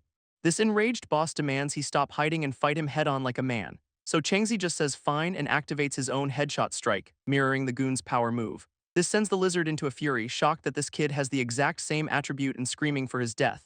Changzi's punch lands with the force of a cannon, absolutely shattering the ground around them, and the deputy leader gets completely overwhelmed by the raw power of the impact. His men can only watch in horror as their boss is sent flying through the debris. This deputy squad leader is left broken and bleeding in a crater, totally knocked out. One of the remaining thugs points in disbelief, screaming to report this insane act of defiance to the captain immediately. With the guards completely flattened, the workers seize their chance and make a mad dash for freedom. This woman he just saved throws a quick thank you over her shoulder as she runs for her life. But a beaded bracelet on her wrist catches his eye, triggering a sudden, painful memory of his own. He flashes back to his sister's smiling face, realizing she'd be about the same age if she were still here. Meanwhile, the lizard boss is a coughing, broken mess, barely being held up by one of his goons. Through gritted teeth, his final, pathetic order is to kill the kid who just humiliated him. His remaining subordinates are having none of it, pointing out that if he could not win, they are just cannon fodder. They know full well that walking up to Changzi right now is just a one-way ticket to getting pulped. This pathetic display of self-preservation sends their boss into a rage, screaming at them not to retreat. As Changzi calmly approaches, the boss plays his last card, threatening him with company retaliation, a classic. Our boy just stands there, completely unimpressed, which only makes the remaining thugs even more terrified. His attention then shifts to the massive swirling portal, finally connecting the dots. This is the blue crystal mine. A close-up reveals his curiosity, wondering what exactly these blue crystals are even used for. This long line of exhausted workers continues its grim march toward the main facility. Suddenly, the woman he saved offers to show him, holding out her sack of mined goods. Peeking inside, he sees a basket full of glowing crystals that radiate a distinct chill, making him wonder if they are for weapons. Another worker panics, yelling at her to cover them up because they melt in the sun, a fatal flaw. Changzi immediately understands if they melt, they are useless for weapons, so what is their real purpose? From the ground, the beaten deputy leader sees an opportunity, deciding to use the kid's curiosity to get him killed. He then goads Changzi, suggesting that if he is so curious, he should just go into the dungeon and see for himself. This beaten deputy leader dares Changzi to enter the dungeon if he really wants to know the truth. Our boy calmly agrees to take a look, but he has got one little condition. This lizard man smirks, thinking he has just lured the kid into a death trap he will never escape. But then Changzi grabs him by the shirt, announcing he is coming along for the field trip. He just starts dragging the screaming boss toward the portal because you never leave a good hostage behind. Seeing their leader charge in, the rest of the crew immediately decides to follow him. This remaining goons just watch, confident their real squad leader will arrive to sort this mess out. Luo Pingxi turns back with a knowing look, asking if they have any idea who they just provoked. One of the thugs just scoffs, dismissing them as some random newcomers from the border regions. So Luo Pingxi drops the bomb, revealing they are from the legendary Guan family, shocking everyone. He just smirks, telling them they will find out if it is true soon enough, a masterclass in bluffing. This lead goon starts sweating, realizing that if this is real, they are in catastrophic trouble. Inside the portal, the team finds a vast, frozen wasteland with their captive complaining the whole way. They gaze at the massive ice mountains, realizing this is the source of all those blue crystals. Hua Xiaoman observes that all the miners are actually awakened ones, just with very low levels. Changzi is disgusted by the sheer waste of using superpowered people for manual labor. Seeing his chance, the captive deputy leader quietly plots his escape to find his own boss for backup. He then makes a mad dash up a snowy hill, screaming for his young master to save him. While Hua Xiaoman points out the escape, Changzi just lets him go, saying they are here to find someone anyway. This new mission statement leaves her totally baffled, asking who on earth they are looking for. Changzi lays out the new plan, find the elites using these crystals and see why they are so cruel. His friend explains that they were also exploited, so Changzi sees his own past in these workers. Conveniently, the deputy leader screams for his young master, lead them directly to a nearby tent. A new guy named Jia Ping emerges, looking down on his groveling subordinate with pure annoyance. Inside, this young master is living his best life, lounging with ladies and a giant monster pelt. This deputy leader immediately points at Changzi, tattling that our boy is the one starting a rebellion.